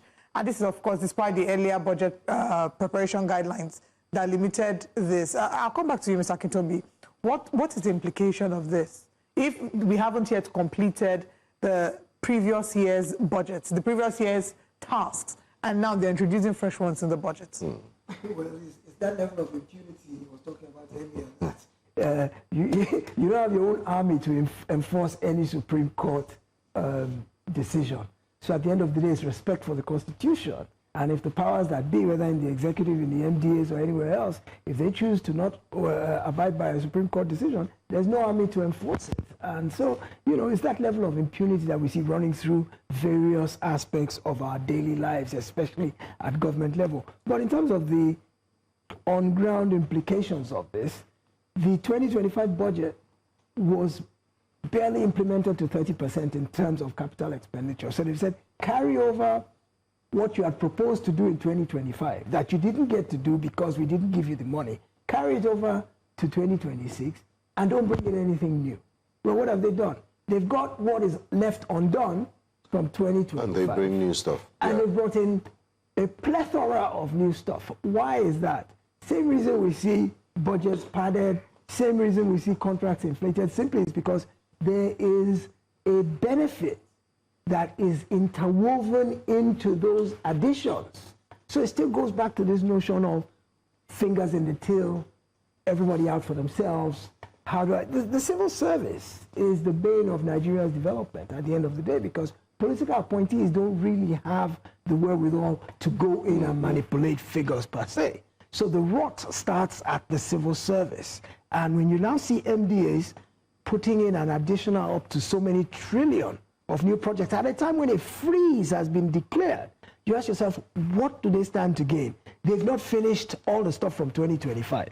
You would expect that we would address that first, get that out of the way before we start talking about anything new. I mean, it just smokes of lack of discipline and enforcement. Absolutely. Thank you so much for joining us, gentlemen. Thank you, Mr. Dayo Akintobi, and thank you, Viola Kwaga, for joining us. We have another conversation we have to move to. We look forward to having you again. We don't know if there will be any more changes made to the budgets by the time we have you again, but fingers crossed, as we've highlighted them. But we're on a very quick break. When we come back, we have another conversation. This time we're moving to Oyo State, where there's interesting developments. Stay with us.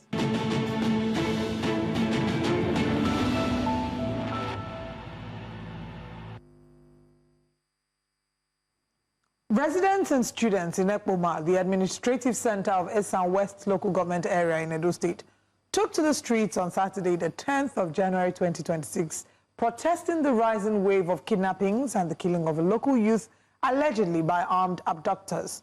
Demonstrators blocked the major roads and highways, expressing frustration at the perceived failure of security agencies to address the escalating insecurity. In several areas, the protests turned violent, with reports of bonfires, roadblocks, looting, vandalism, and the destruction of a pro-presidential billboard. The Oyo State Police Command described the demonstrators as having been hijacked by hoodlums, resulting in malicious damage, looting, and disorderly conduct. In the aftermath, 52 people, including students from Ambrose Ali University, Ekpoma, were arrested, arraigned, and remanded at the Ubiaja Correctional Center on charges linked to vandalism and other offenses connected to the protest. Joining us now is Edo-based activist Precious Oruche, popularly known as Mama P. Good morning, and thank you very much for joining us. Good morning. All right. It's so good to be here. It's great to have you. Before we get into the arrest of these students, let's talk about the protest that happened, the protest that was allegedly hijacked by hoodlums. Talk to us about it and what led to this protest. How bad is the state of insecurity in Oyo State? It's as bad can get, honestly. I think media is not even doing justice enough as to reporting what's going on in Oyo State. And it didn't start today. There's been insecurity even in the time of the previous government. But I think the other one did so well with hiding it from the media. You know, there was a time when farmers took about 7 dead bodies to the government house in Oyo State to protest the incessant killing. That's to tell you how far and how long it's been happening. As I speak to you right now, students cannot even go to their class to write exams. Farmers cannot go to the farm. People are scared to go to their business places.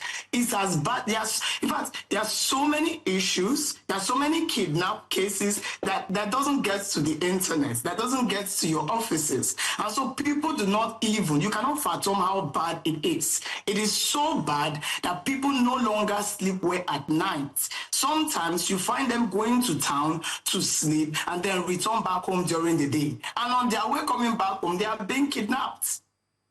I wrote down some dates that recent kidnappings have happened. December 22, there was a kidnap. You know, they kidnapped a husband and wife. The wife was beaten to death. December 3rd, there was kidnap. 9th to 10th of January, there was kidnap. Even which day here, there was the kidnap. So it's as bad. I don't need help. We need to have a come to Jesus conversation about what's going on in Edo. Edo State needs help. As much as the issue of insecurity is not particular to Edo State, it's happening all over the country. It's happening other places in the country. But Edo particularly right now needs urgent help. And I believe it's in the spirit of this help that Edo youths decided to protest and make their demands known to the government. Could you tell us about the protest? Because the police is saying that it was hijacked by hoodlums and they led to the destruction of properties, vandalism, and harassment here and there. I would like to hear your own side of the story. This is what the government should try and stop in 2026. They should try and always come clean. At what point was the protest hijacked? At least it started off as a peaceful protest. Are you people aware, and Nigerians are aware, that people had been protesting for days before the thing blew out of proportion? At what point was it hijacked? At what point did it turn to a riot? When it was a peaceful protest, what did the government do? Were there any conversations? Did you try to engage these people? Maybe reassure them that security is coming, that you will fix the situation. Why are we focusing on the reaction and not the action? Why is the government trying to play games with the feelings and the lives of the masses? The government needs to say the truth and nothing but the truth, or they will go to hell. It's the truth. At what point? This protest is all about crying for security, that they can no longer go to their classes. They can no longer live peacefully. So at what point? Like, we should be asking the Nigerian police now, or the government, at what point did it become a riot? And what did you do before it got to that point? So for me, I'd say, without any fear or favor, that protest was a peaceful protest. If it was hijacked by hoodlums later on, it's the business of the government to handle it. Okay, and also just to get a sense of the government's response, before we come to the arrests, before now, what has the government response been like to these calls? What has the law enforcement done? Has there been any positive, at least maybe a statement from the police, a statement from the governor? Has there been any response from the government and law enforcement? I heard they responded. I've not seen their response. You know, their response is so weak, it lags behind. You know, it's important that when things are happening, the government is proactive. As it's happening, the government is giving updates. But this particular government, I don't know who is in charge of their media, but we don't get to see their responses until maybe we are tired and we have given up. I won't lie that the police have not been working. They've tried their best. During the December period, we are aware that they went into bush combing, you know, where 9 kidnappers were caught and brought down to Benin. They used helicopters, they used drones. That is why that period of time, you didn't hear much of the kidnapping. I don't know if you people noticed, there was a time when the kidnapping, the December period, the issue of kidnapping kind of, you know, subsided, came down a little. So I won't say that they've not tried their best, but they need to do better. They need to do better. Their best is not enough. Okay, there was also a particular clip that caused some form of anger, a statement that was made by the DPO, I believe, where he had said that, you know, they should maybe get someone from the north that wouldn't listen to them. Let's take a look at the video and then we'll come back to talk some more. I have told them, no violence. Maybe this one. I have told them some people that will not listen to any. No, sir, we appreciate you. For example, you are here and I stand like a father. Meaning.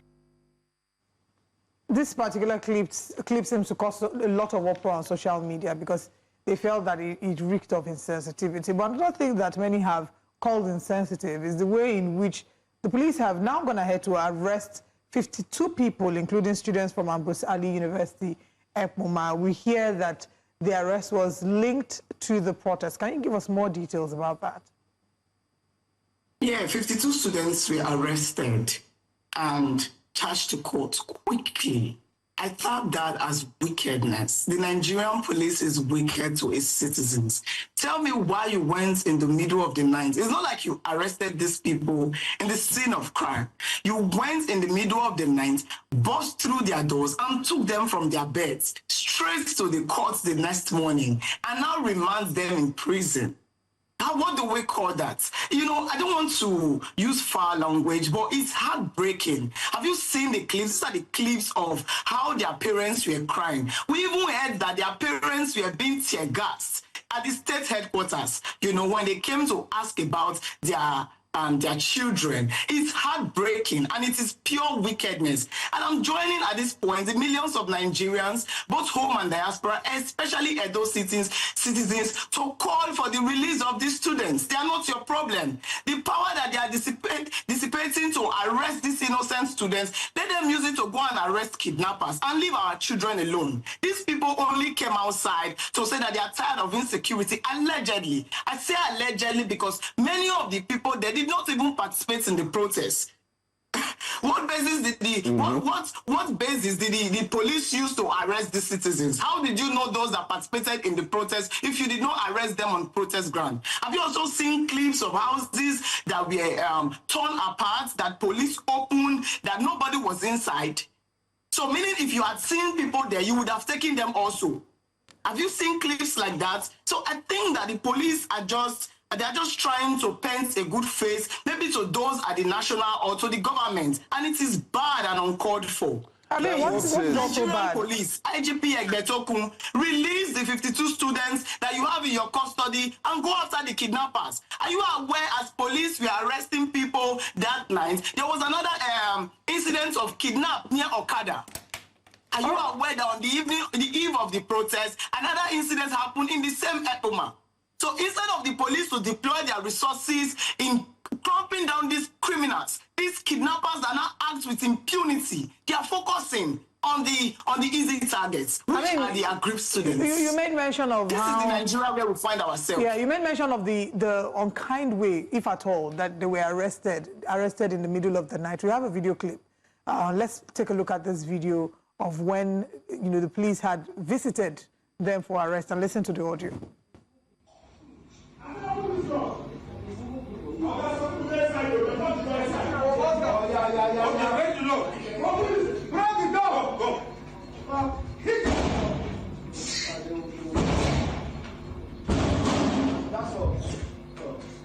If you get tear gas them.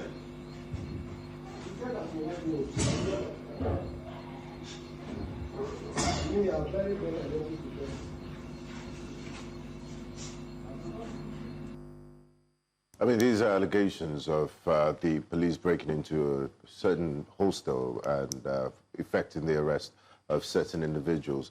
My question to you is, what is civil society, lawyers and non-governmental organizations saying and doing about the arrest of this 52 persons in connection with the protest in Epoma?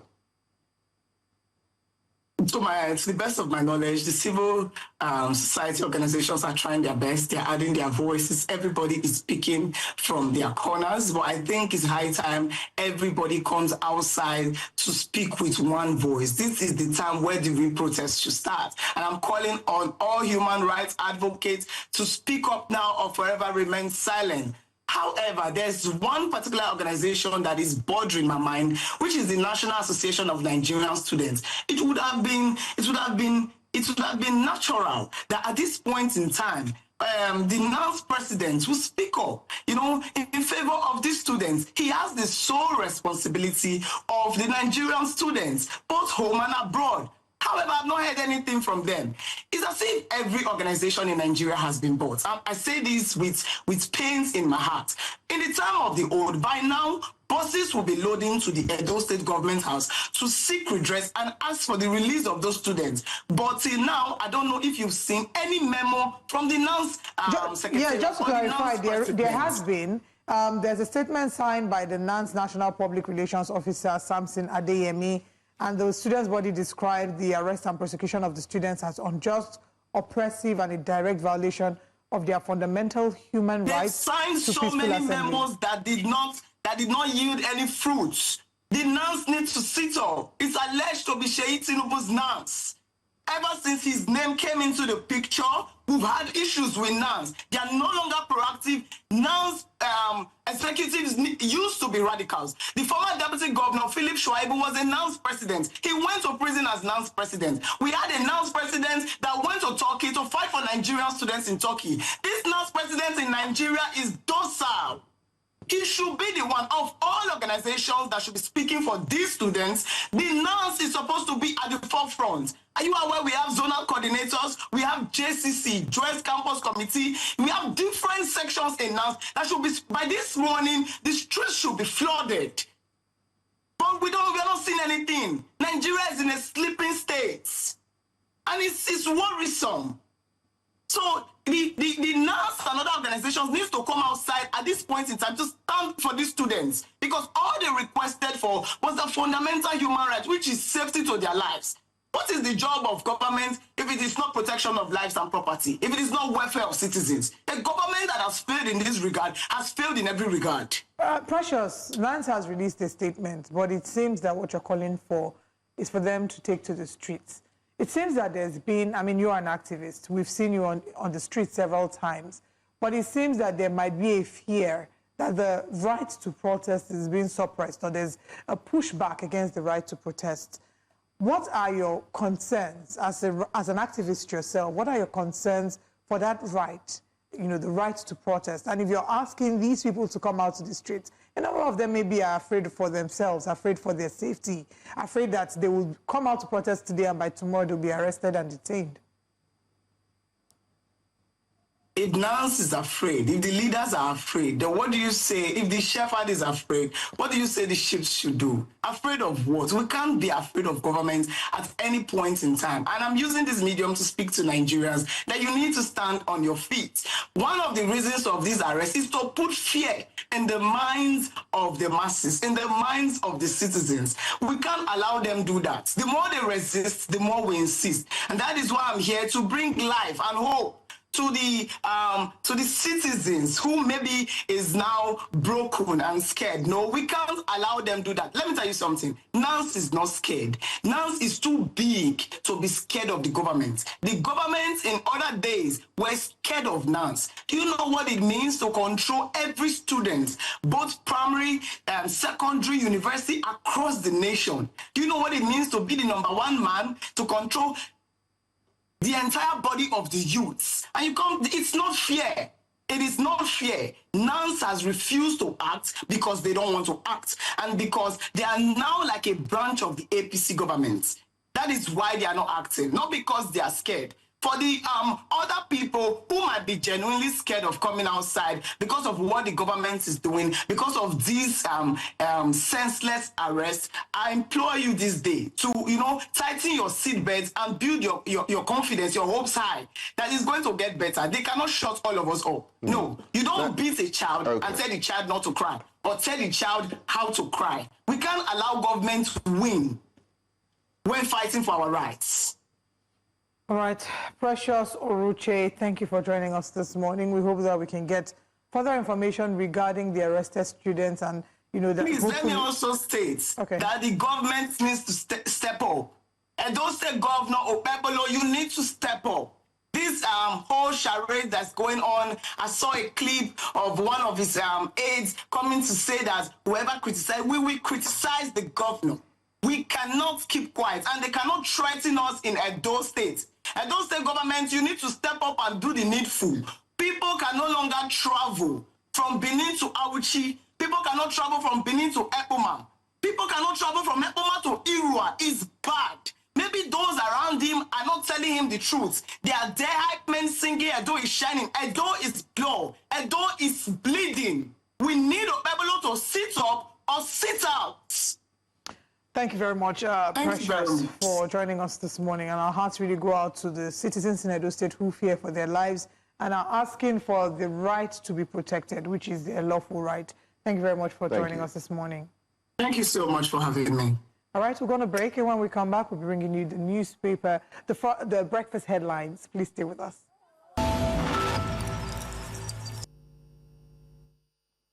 Welcome back to Breakfast Headlines. We begin in Ekpoma, where we have news of a major fire outbreak at the police officers' wives' stalls that has left traders counting heavy losses.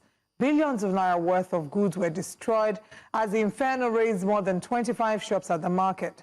Confirming the incident, the Edo State Police Public Relations Officer said the fire broke out shortly after electricity was restored to the area by the Benin Electricity Distribution Company. According to the police, A spark from one of the shops ignited the blaze, which rapidly spread to adjoining stalls. Officers working with members of the public were able to contain and extinguish the fire before it spread further. Affected traders, however, lamented the absence of fire service personnel at the early stage of the incident and have appealed to the Oyo State government for assistance to recover from their losses. In Kurudu, residents and business owners say an unevacuated refuse dump has become a daily hazard. They say that waste evacuation is irregular, allowing refuse to spill onto the road, slowing down traffic and in some cases triggering accidents.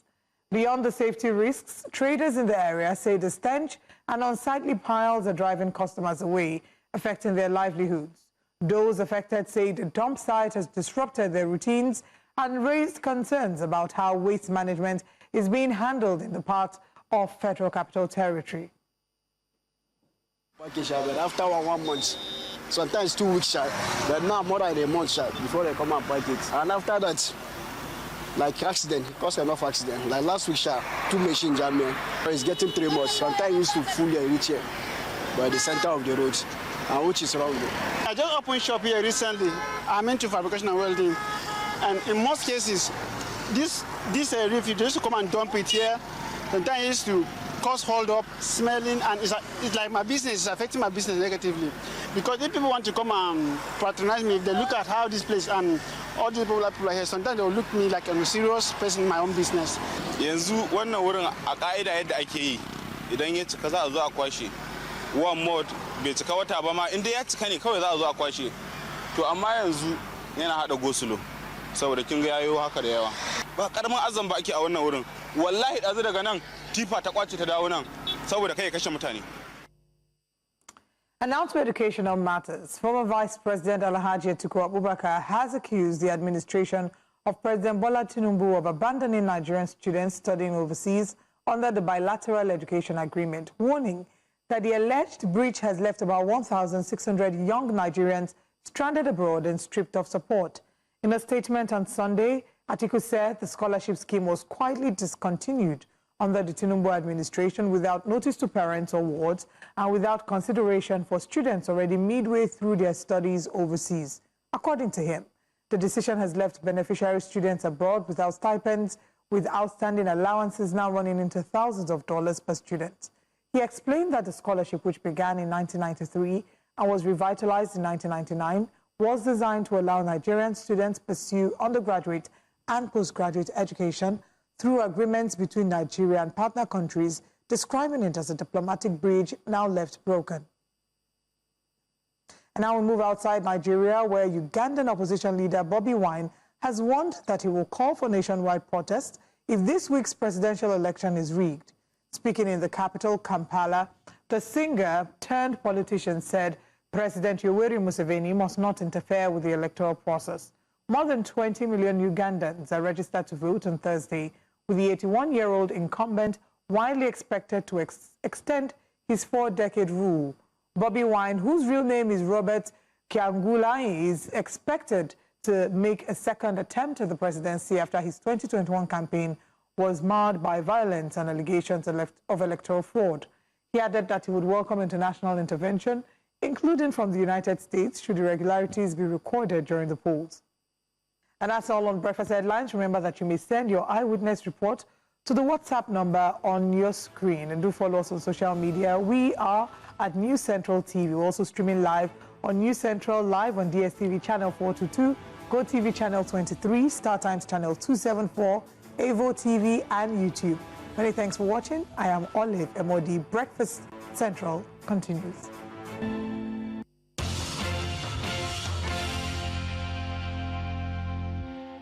Hello, welcome back to Breakfast Central. It's now time for us to look at the newspaper front pages, and joining us for analysis is a very senior journalist who's the publisher of the newspaper, Mr. Ikechukwu Amechi. We're having him for the first time this year. Happy New Year, Mr. Amechi, and it's great to have you back. Many happy returns. Welcome back. What did you bring back from village? Look, I don't want to start this program on a very bad note, but traveling to the village as I did by road, you get to see the true state of the nation, ugliness of Nigeria in its full ramifications. Look, spending 19 hours coming back from Imo State to Lagos, as I did on Sunday, is a nightmare. 19 hours. 19 no, we hours. have to talk about some What of were you these doing issues. in the 19 hours? Traveling. Hey. Was it bad roads? Was it checkpoints? Bad roads. Bad roads, 90%. And then, of course, because of the bad roads, the bad driving by also Nigerian drivers, because everybody wants to get through almost at the same time. So in most cases, you get to a point and the whole road is blocked. People coming from this side will drive one way, and people also coming from this side will drive one way. So it gets to an intersection where nobody moves again. You spend 2-3 hours there. But the Bini bypass is the real disgrace of a country. But is the Federal Minister of Works, Mr. Honorable Dave Umahi, is he not aware of some of these roads? Because these are major arteries for traveling in the country. The professor of practice in engineering, I don't know. I don't know. But that stretch, Bini, look, Benga, you can't even drive. Somebody, and I'm not exaggerating, anybody who is trekking on that road will move faster than you that is driving. How long has the road been in that state? I don't know. And this is a government that spent 40 billion naira on CCTV for an 11.8 kilometer road. You know what? A road that millions of Nigerians will benefit from, that is very important for a nation. A government that is in that state of disrepair. A government that is spending trillions of naira on the so-called Lagos the Calabar Coastal Highway, when the real highways that we have, you can't even repair them. Then there is another stretch, because that Sunday, I think they said there was something that happened around the Shagamu interchange, yes, or whatever. So drivers were diverted instead of also going there to spend another 2-3 hours. And I went on a road. I've not been on that road before. They said it is, it leads to Ikorodu, Olive. Don't even wish your worst enemy a drive on that road. And to make matters worse, it was in the night. Very lonely, very bad. You can't even, you won't even see where you put your tire until you get to where we have Caleb University. You are on a death trap. And, you know, we're talking of kidnappers. If kidnappers meet you on that stretch, adieu. That is the end. They don't even have to run, to struggle. Because the roads will slow you down automatically, yeah? They simply trek and come and take you and right into the bush. And that will be the end. No, I don't know, but we are in a country where we live as if we are in the 15th century. And to imagine that Nigerian leaders are strutting all over the place, talking about 2027, when road infrastructure, look, the roads ought to be the artery that joins almost every other thing. If you get the roads right, out there, you see people who enjoy traveling by road. And in those days, you would rather drive, spend 8 hours from here to the east, because you are all on sightseeing you're looking at nature, you're looking at you're looking at everything, and you're enjoying.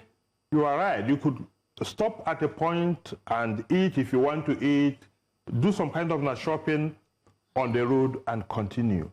Now, I swore I was not going to do that road trip again. Not because of the so-called kidnap, not because of anything, but it is traumatic to be on the road for 19 hours. And it's not as if you are on the road that is, you can't even drive. If you were going by air to another country, you would have gotten to Asia.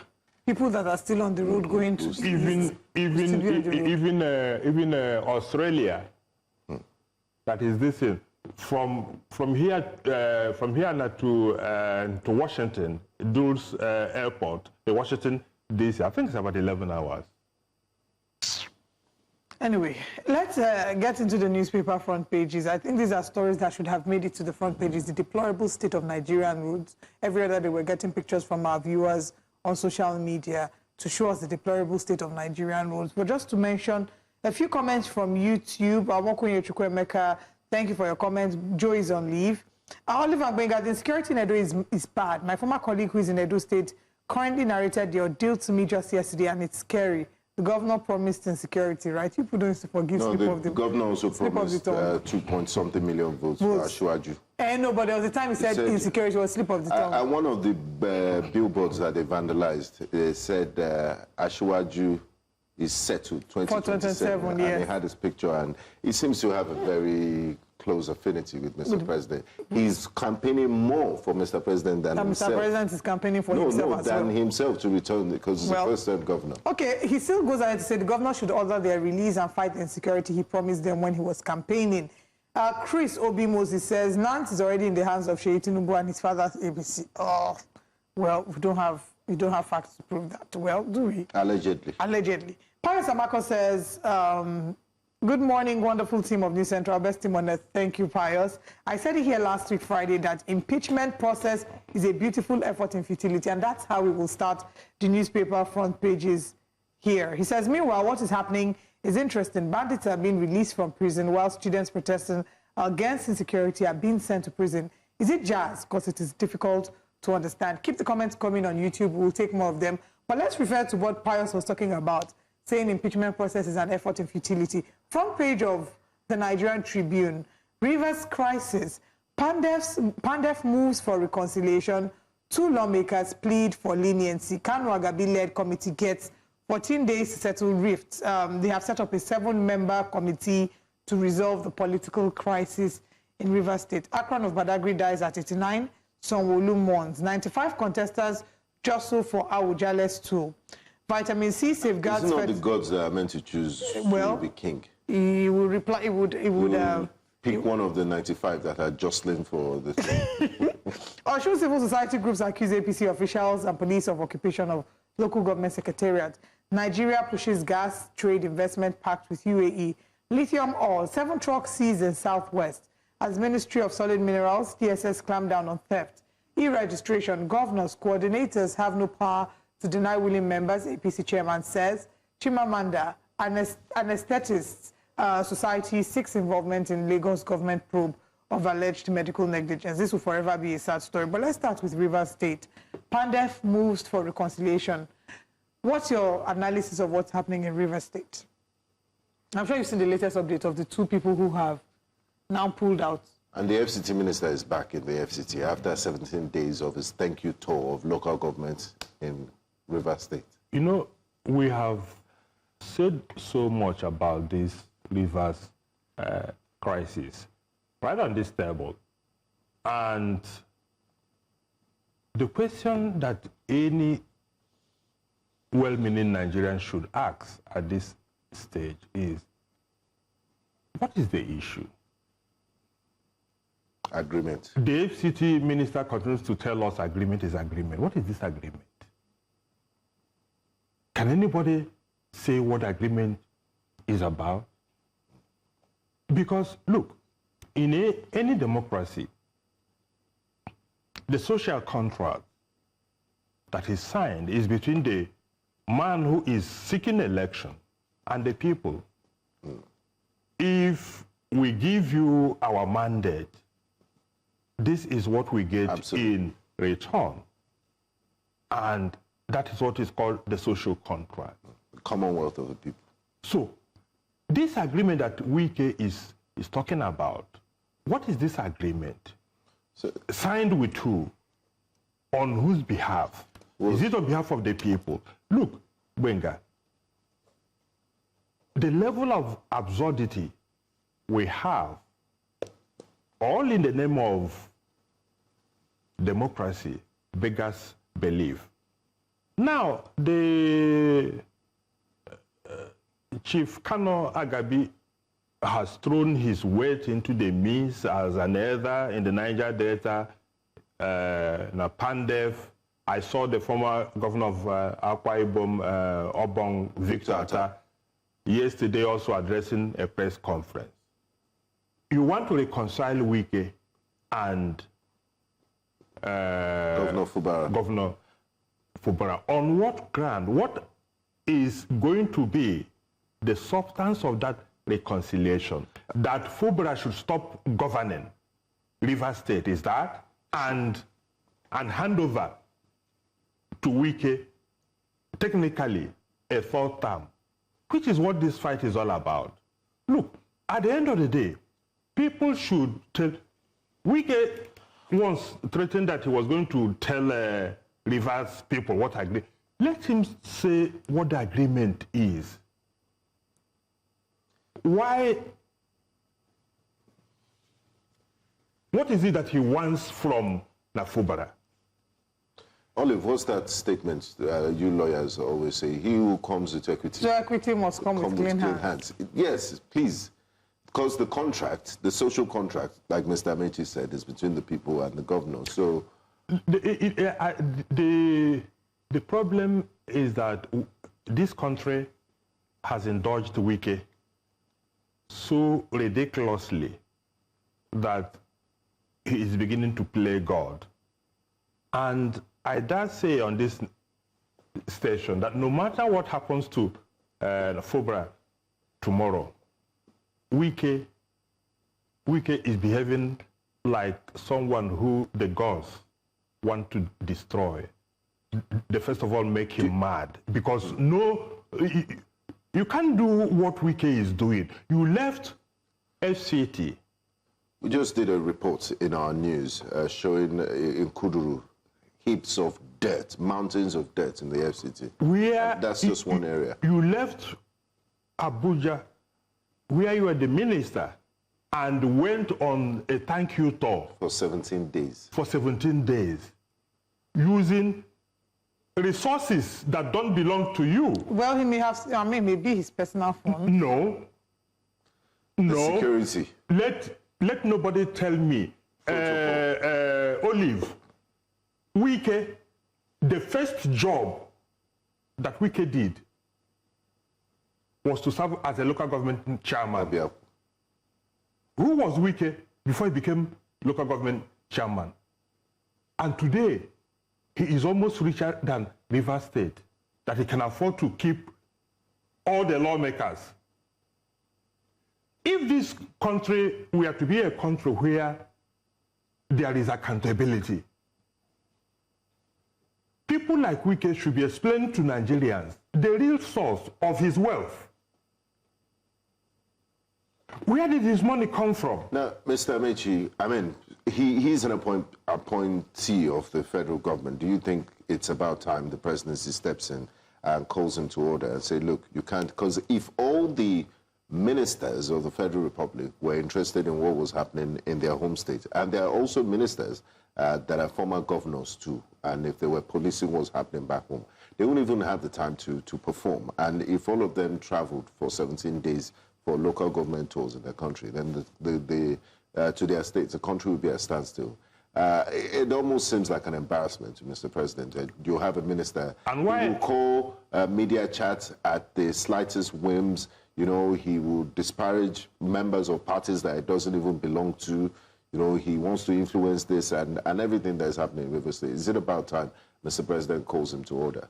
And why he's on a 17-day thank you tour of Rivers, a lawyer, a lady, lost her life, kidnapped by one chance, and murdered, and murdered in cold blood.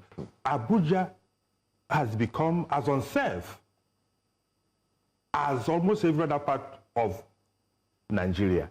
And this does not bother the minister, the de facto governor of the Federal Capital Territory. What bothers him is a state.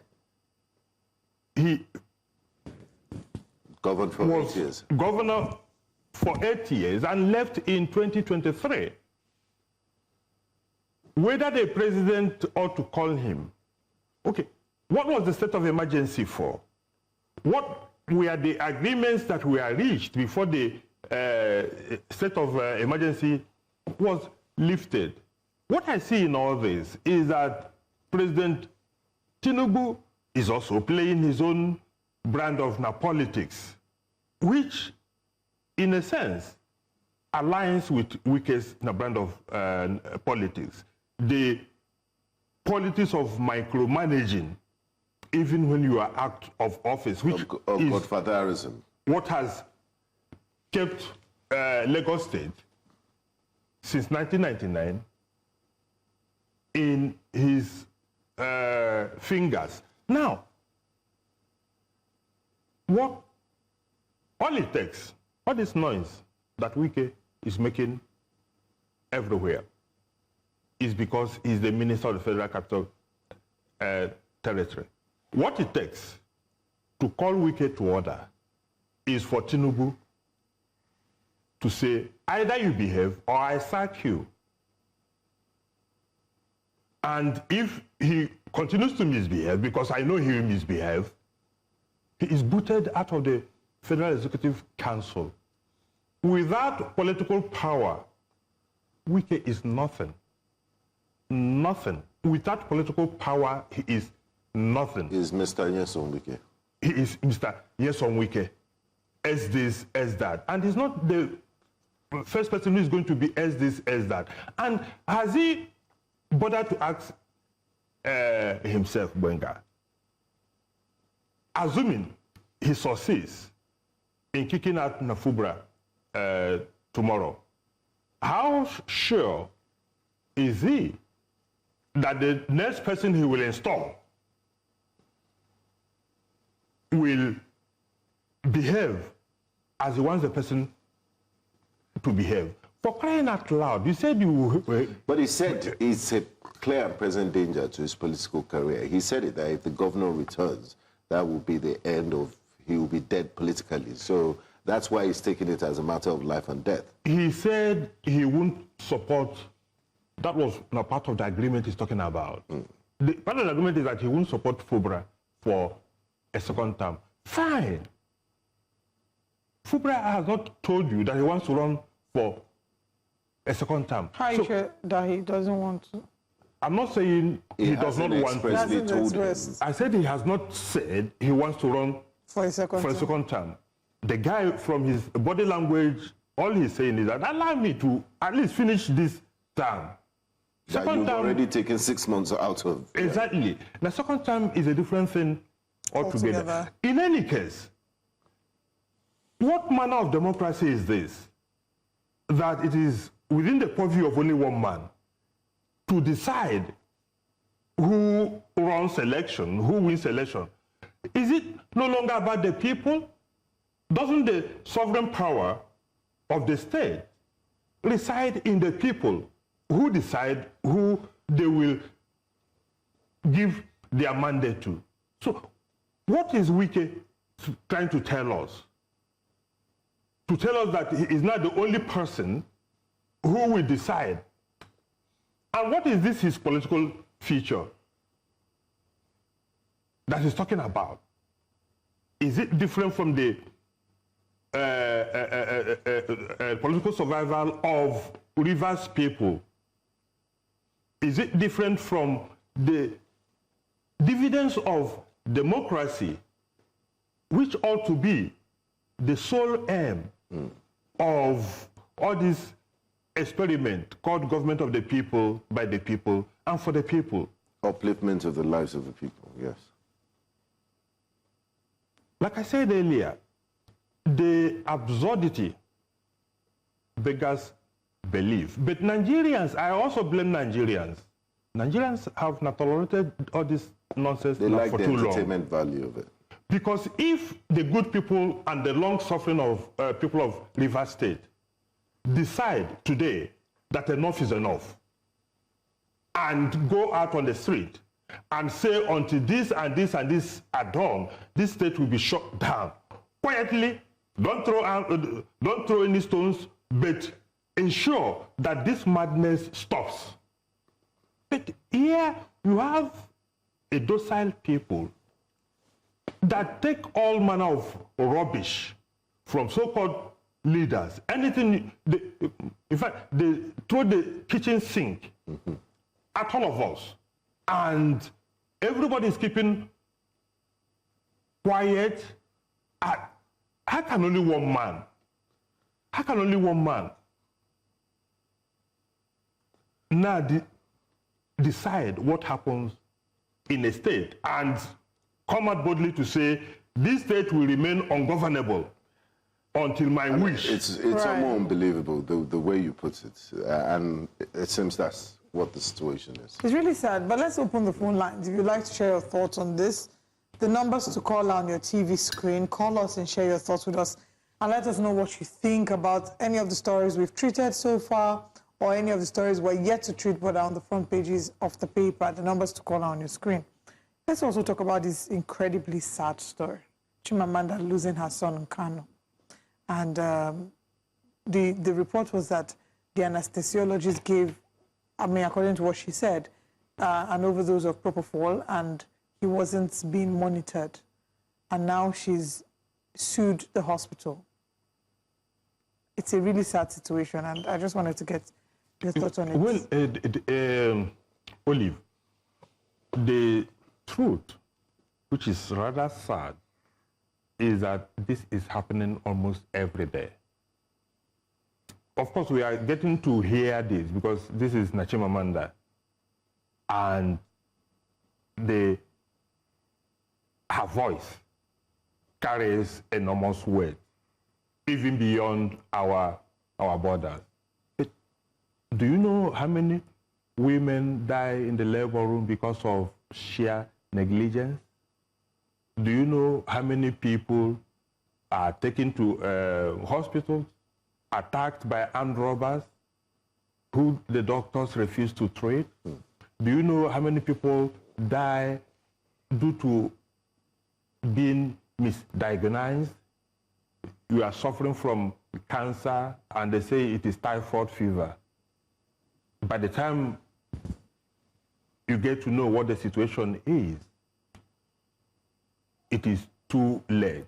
So the point I'm trying to make that it is sad, tragic that Chimamanda is having this experience.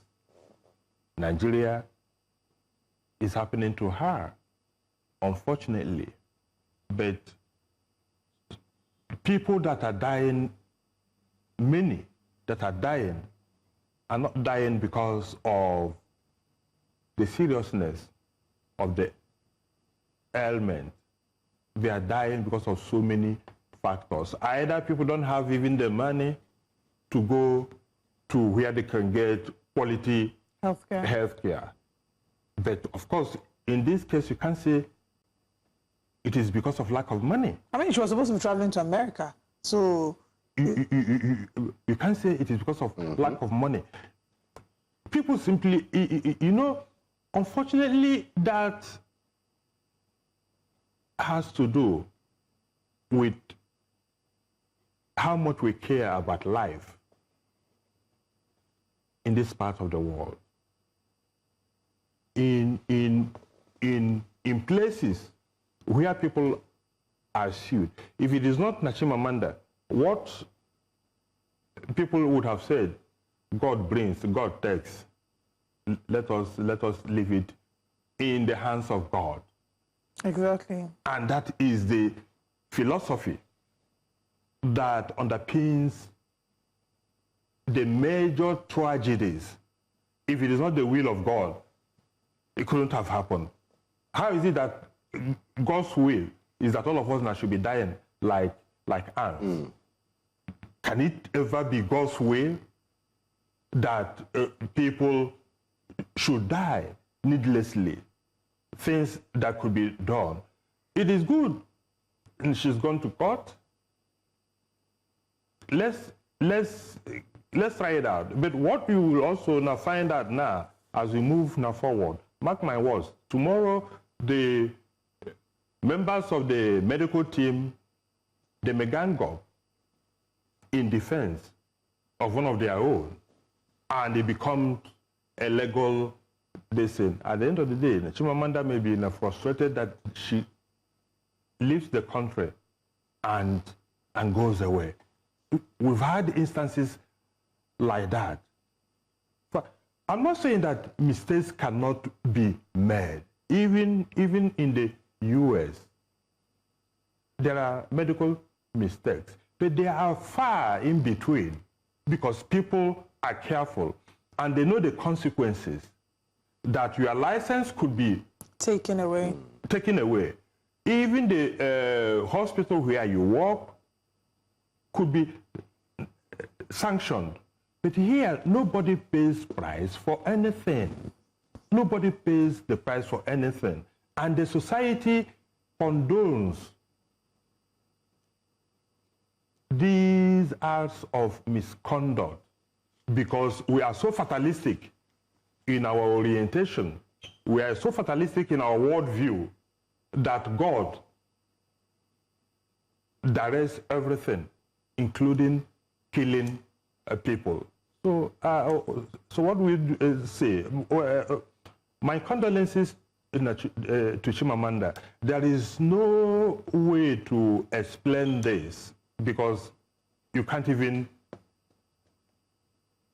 imagine it. This is something that cannot be reversed.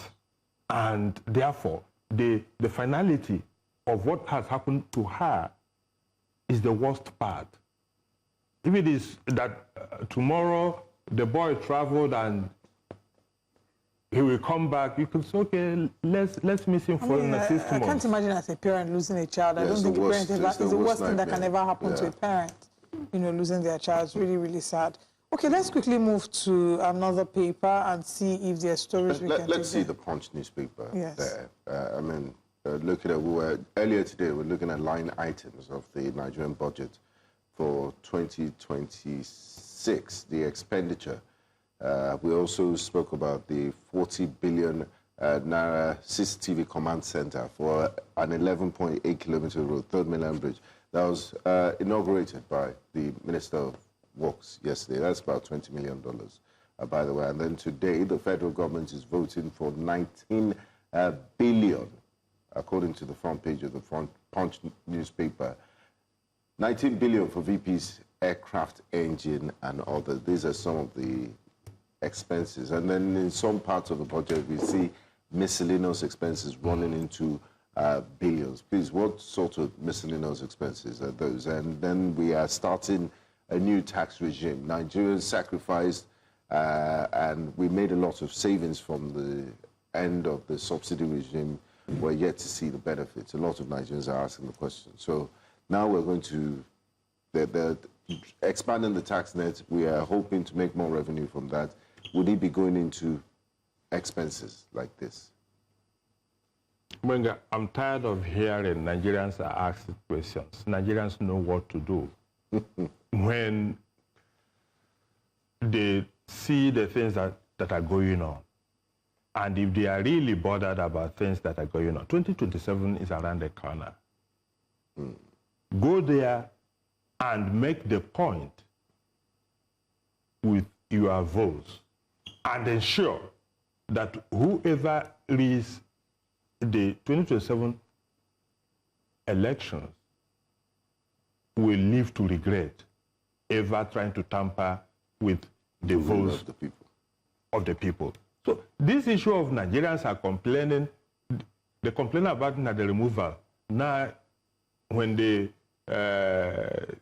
take away 20 naira from 800 naira, everybody claps. They have reduced this. We've all forgotten where we were coming from.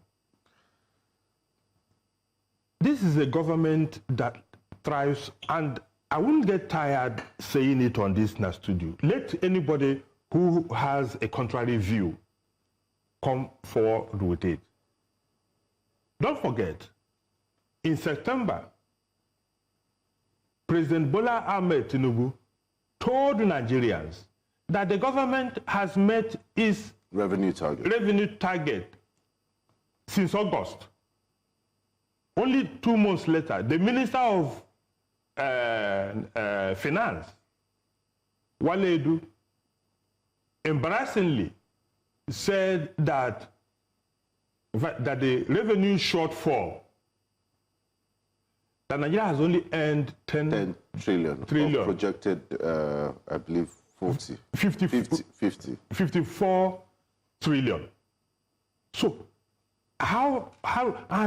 and Nigerians, nobody asked the question, wait, Mr. President, where did you get the money which you said was equivalent of the entire 2025 revenue target of the federal government? We were here. A member of the House of Representatives stood up on the floor to say that the tax law that was gazetted was different from what they passed in the National Assembly. People made noise 2 days, and that was all. And we've moved on. We are a country in perpetual movement. We're always moving on. Going to where, I don't know. So I'm not bothered about the tax, the budget heads of miscellaneous 20 billion being spent on feeding in Asorok, blah, blah, blah. It will always remain like that until the people, they said, look, the price to pay for freedom is eternal vigilance. Right. Until Nigerians begin to address this issue, to take back their country. This country does not belong to the less than 1% that are messing us up every day. The 99% of the people clap for the 1% that are messing us up. Did you see I don't know if you read the story of the 58 students or so that are remanded in prison custody in Edo State for protesting against the kidnapping.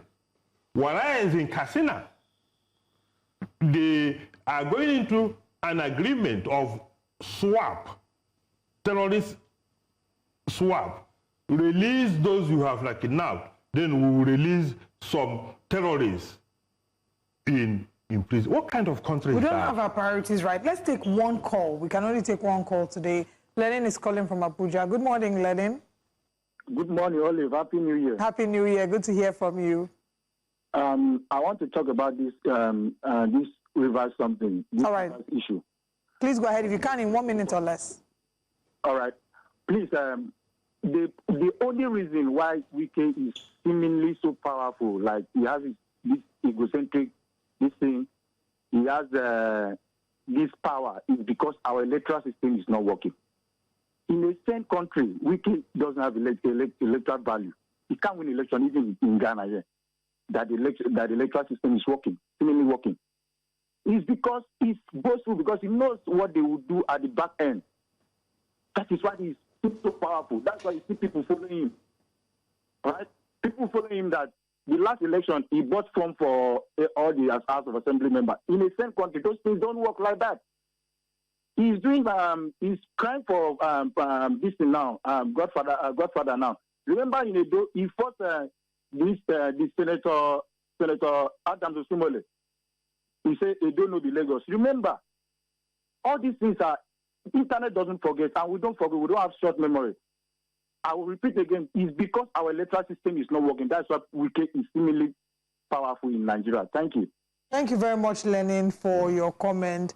And this is where we have to draw the curtain on today's show. Let me see if I can take, if we have a few seconds to take any comments from YouTube before we proceed. Olumide Alade says, can this truly be called a democracy, or is it merely a meeting among elites who enjoy political power and resources while sharing the same interests, while the people continue to suffer? May God help Nigeria. May God help Nigeria is the way that we'll close today's show. Thank you so much, Mr. Heaven help us, have you not read it? That's not in scriptures. Mr. Kishkwambishi, thank you for joining us this morning. Thank you to our virtual audience. Thank you to our guests who have joined us physically, as well as those joining us virtually. We'll be back again tomorrow from 7 a.m. to 10 a.m. Join us. Chasiri comes up next. I am Olive Emodi. And I'm Benga Borowa. Bye-bye. And shout out to Joe Hansen, wherever you are across the world. We miss you. Come back, please.